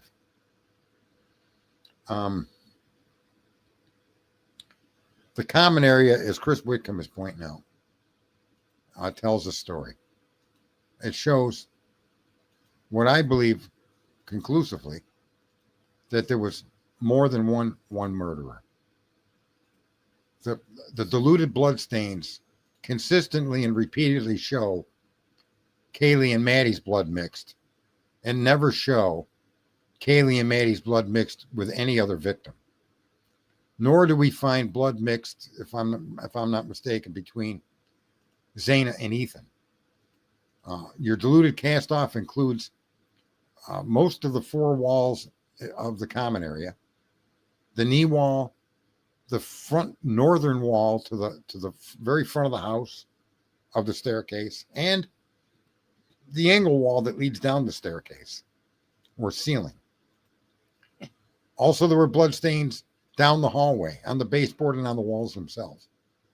And yet, you'll find no blood stain in the bathroom of the second floor, nor do you find any blood or contaminants accordingly on the staircase itself, leading down to the first level. Only on the walls or ceiling thereof. But I think the combination of the mixtures and the lack of mixtures tells a story. I also suggest that the fact that all four victims have samples of their blood in the common area tells another story that needs to be paid attention to. Okay? The moving of the beer pong table and the replacement of the beer pong table and the covering of the victims and the fact that the floors showed no sign of cast off. No. I'm nowhere near Long Island. No. I'm on the other side of the state completely. Hundreds of miles from there. So you have a lot going on in the second area, and there's so much going on in the second area that it defies fucking distinction to say one person with one knife did this. You can't, with what you see in the second story, it's conclusive that more than one perpetrator was involved in the crime. Did anyone state? Hey, did I? No, I don't know about that. Someone made popcorn and staged it on the beer table. Yeah, I don't know if they made popcorn and staged it on the beer pong table, but that popcorn may have been part of they didn't move it. There were no bloodstains on anything. Half of the beer pong cups were scattered across the fucking floor. The other were lined up as if you were ready to play another round of fucking beer pong. So here's the other thing that nobody's noticing. If you look at the pictures of the beer pong table, the picture shooting it down the hallway, I can tell you this right now, that brass table against the wall was also moved. That brass table against the wall, if you look at it, it should be centered under those photos with the lights. So it's not. It's at least a foot off center. And I'm going to tell you, there ain't no fucking way a woman is going to have two pictures, okay, and a table under the pictures and not center the table to the pictures. Ain't no girl I ever met her do anything like that. How do you do that? Go look at that picture of the common area looking down towards Zana's room. That brass table on that wall is out of place. That's not where it belongs. No fucking way in hell does that thing belong there. That's off by at least a foot.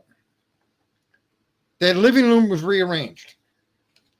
Now, I think people, and even I made the mistake of suggesting the beer pong table maybe was in the kitchen.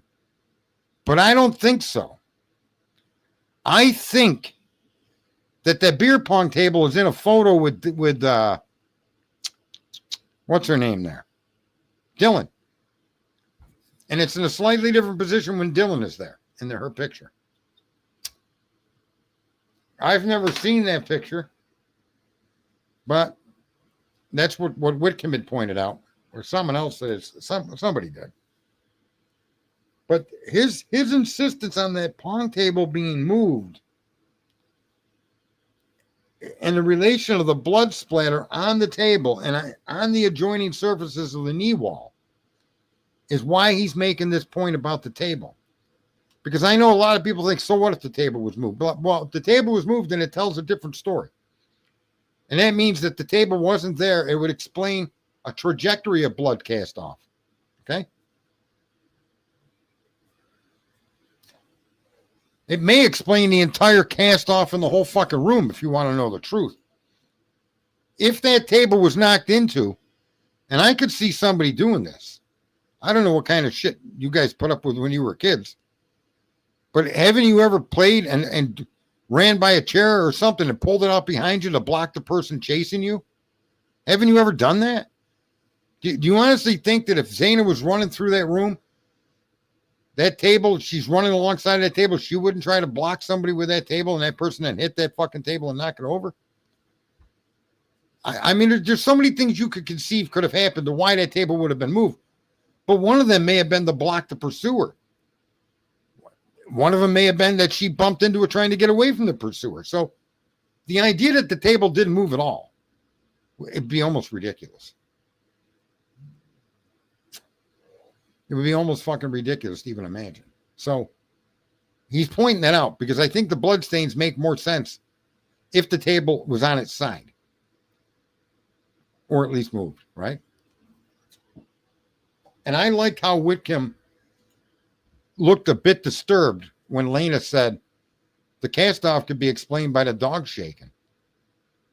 And he looked disturbed when she said that. That engaged the mental fucking gear in his head that he hadn't considered. And that may have been, and that's the Miss Potts pointed that out. I can't say enough how fucking wise that was for her to come up with that. That in fact may be the answer to the diluted blood. It makes more sense. It would make more sense if you think about all the areas that the cast-off is and where it isn't. Okay? Because the cast-off typically is he's not an investigator, he's a trained killer, but he's also a combination of that as well. So you can't discount what he did. They did train him to kill and lie, and I'm proud they got guys that do stuff like that when we need it done. No, but Lena didn't come up with that. Miss Potts did. The originator of that was Miss Potts. But now look at the crime scene that way. And it's likely the dog was watched on the first floor because there isn't any bloody cast off in the hallway itself. He may not be an investigator, but he was an investigative reporter. He was with the FBI as a special agent for 15 years.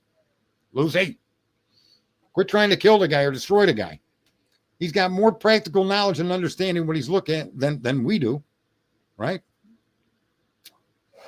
So anyway, it would explain the staircase, the ceiling of the staircase, the two walls, the knee wall and the north wall. It would explain cast off. Yeah, I'm not going to get into disparaging Christopher Whitcomb.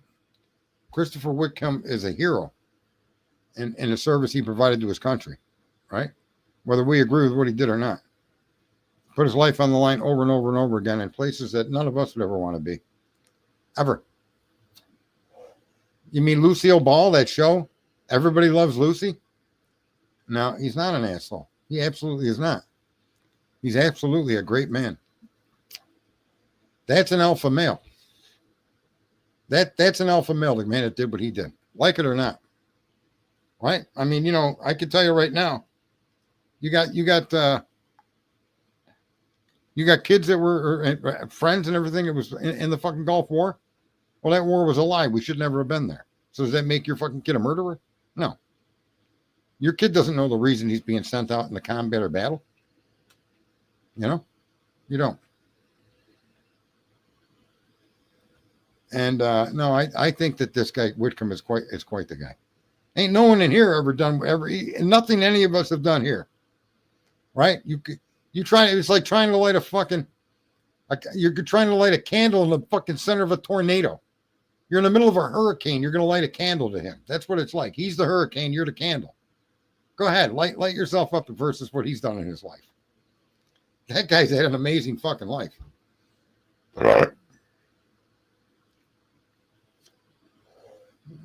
Yeah, because that was Whitcomb's job.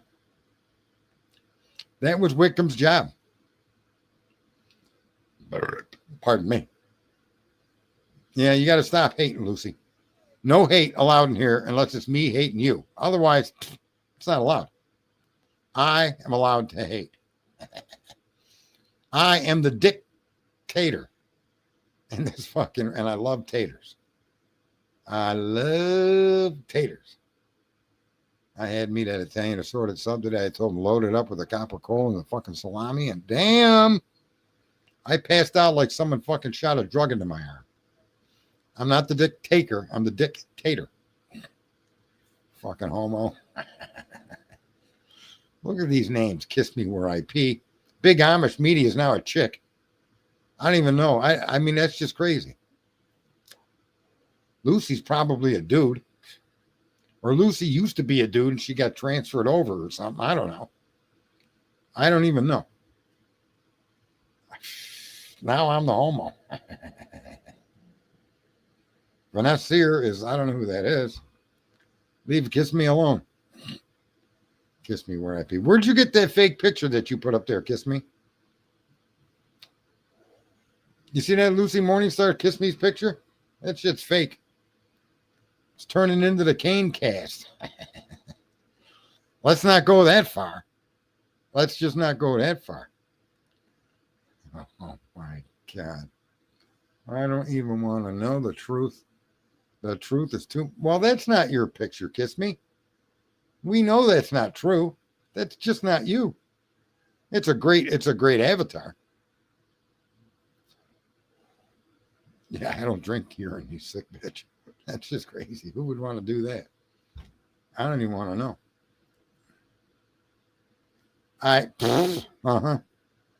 Okay, Kiss Me. We buy that. Yeah. We buy it. I got real estate on the moon because Elon Musk is going to set a moon base up there if you're interested. I do have a condo on contract.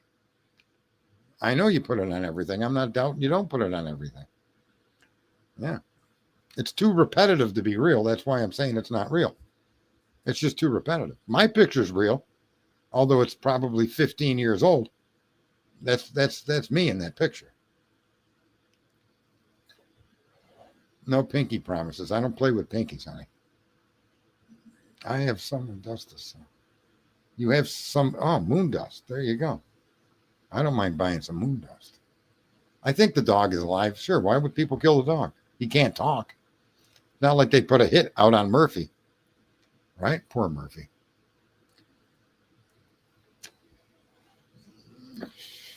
I don't know. We'll talk about that in private, Kiss Me. How do I prove it, she says. Oh, my God. Cart, damn it. I don't know. Code, what? Cot, damn it. That's a hell of a typo. I don't even know. So the Big Amish. What? Put a link to your show in here, Big Amish. Is Big Amish in here? Where's the Big Amish? Big Amish, say something. Put something in the chat. Yeah, can you imagine they put a hit on the dog? Oh, you are? Okay, you are a... put a link to your stream in here, Big Amish. Is there anyone on whether the dog was switched? No, come on now with these crazy ideas. The dog was switched. It was really a cat. It was a cat that identified as a poodle. Dear God. Popcorn is an odd thing to stage. Well, not if you're watching a murder, right? I said that to a girlfriend one time. She goes, what would you do if I cheated on you? I said, well, I would hope you'd notify me so I could get a bowl of popcorn and watch. She's like, you're sick. Me? You're the one that's talking about cheating. I'm just saying if you're going to do it, let me watch and have popcorn and chips.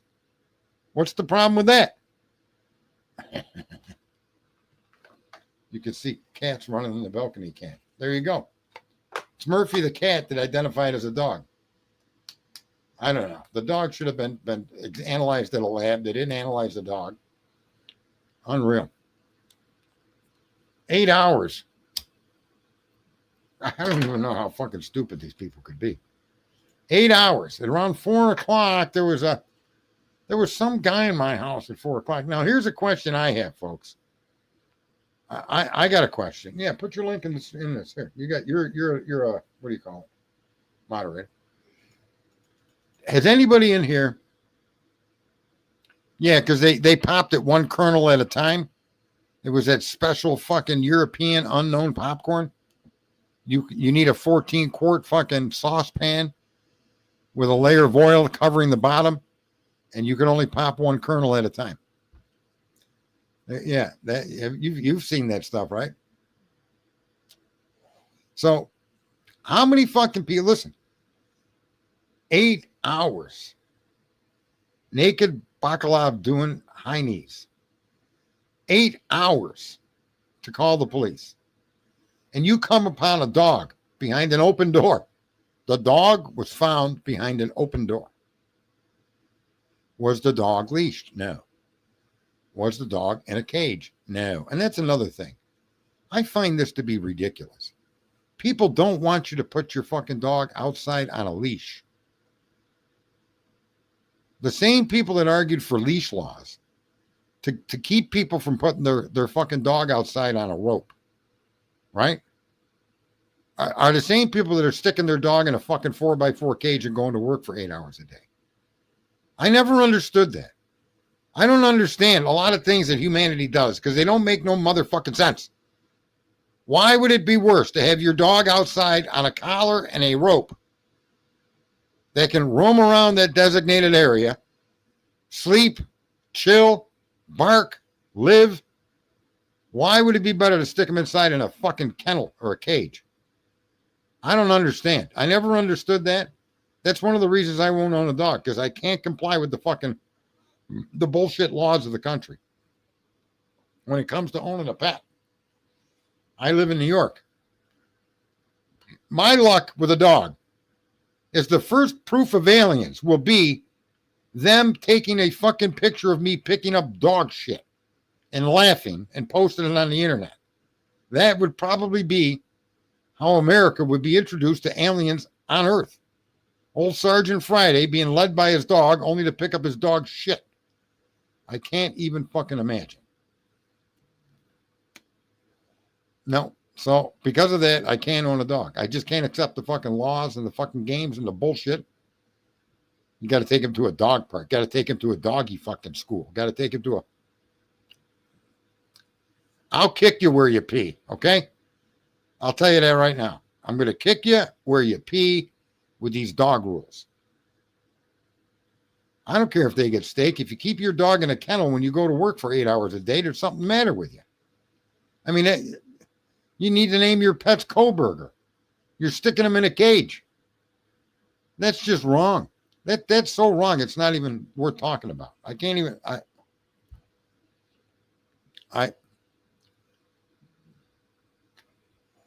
Yeah, I can't even go there, man.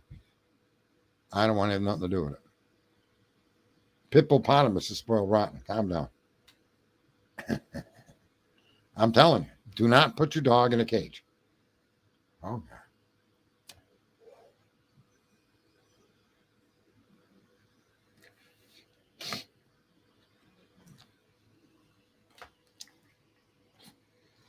Mars is definitely not a one-way trip. Not necessarily a one-way trip.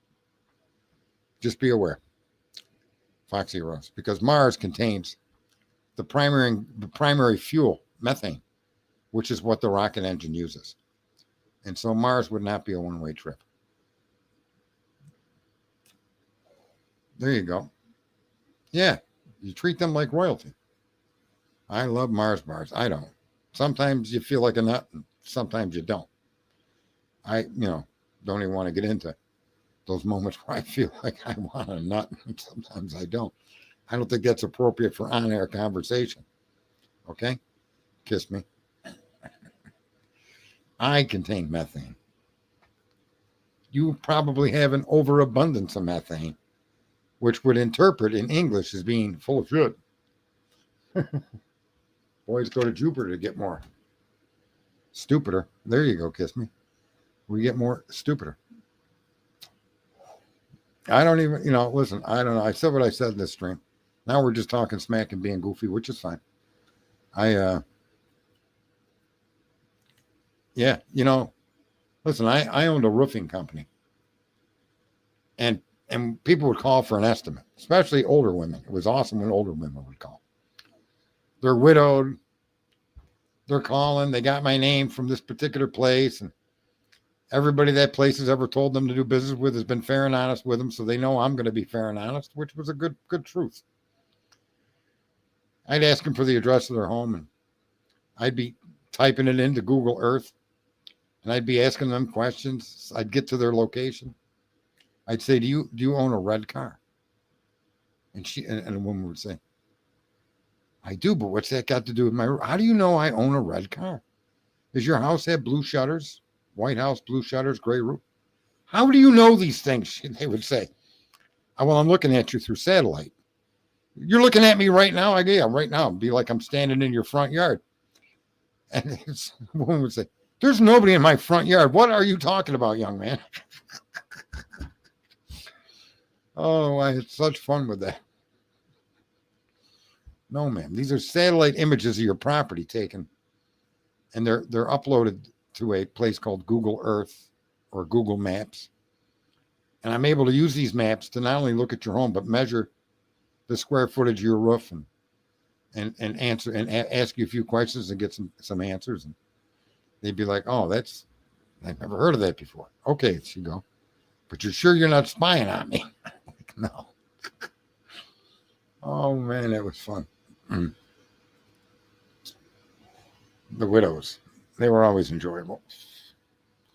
All right, what else do we got? Anybody have? I don't want to do a fucking a hive mind trick. I don't even know. I'm not going to ask for theories. You guys know I don't like theories. I think some of you came up on live and tried to present theories, and I chased you out. Sarge watching people undressed. No, I wouldn't do that. I wouldn't do that.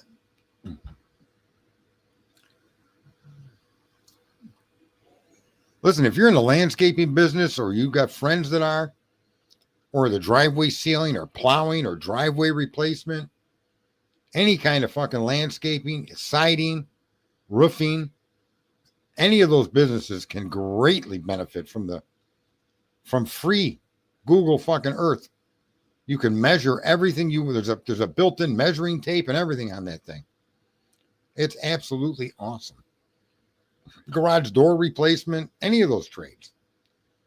You could use the satellite imagery and the measuring tools provided by Google.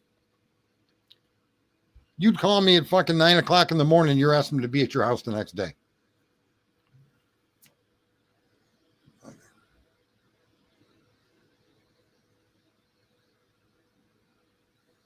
That's Foxy Rose. There's truth to that, but there's also exercises that would mitigate that.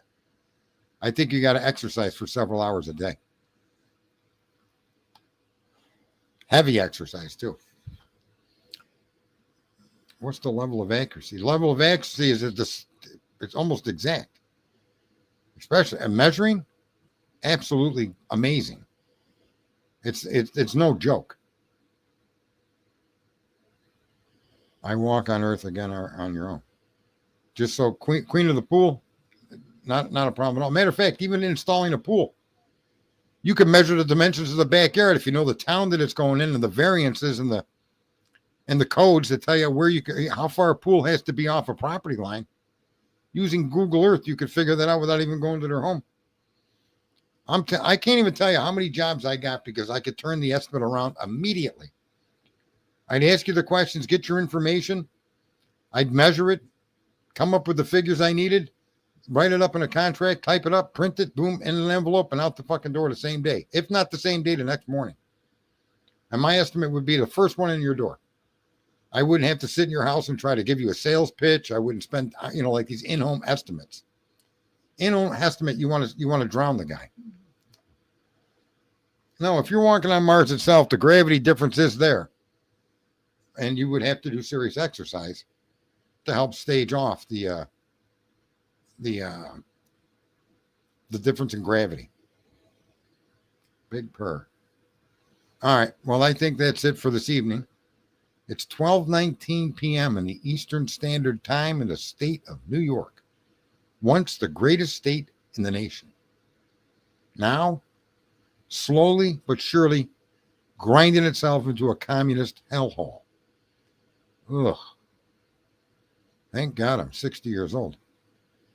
My God, I'm starting to think that that's a good thing. Some man from Mars was wrong. I shook it. Queen of the pool. All right, folks. Thanks for coming in. Thanks for listening to me. I'll be back again. And hopefully the notifications will go out and you'll know when I'm back. Till then, stay out of trouble. But if you get in trouble, if you get in trouble, it means you got caught. So I don't even know what I'm trying to say. Nonetheless, get the fuck out of here.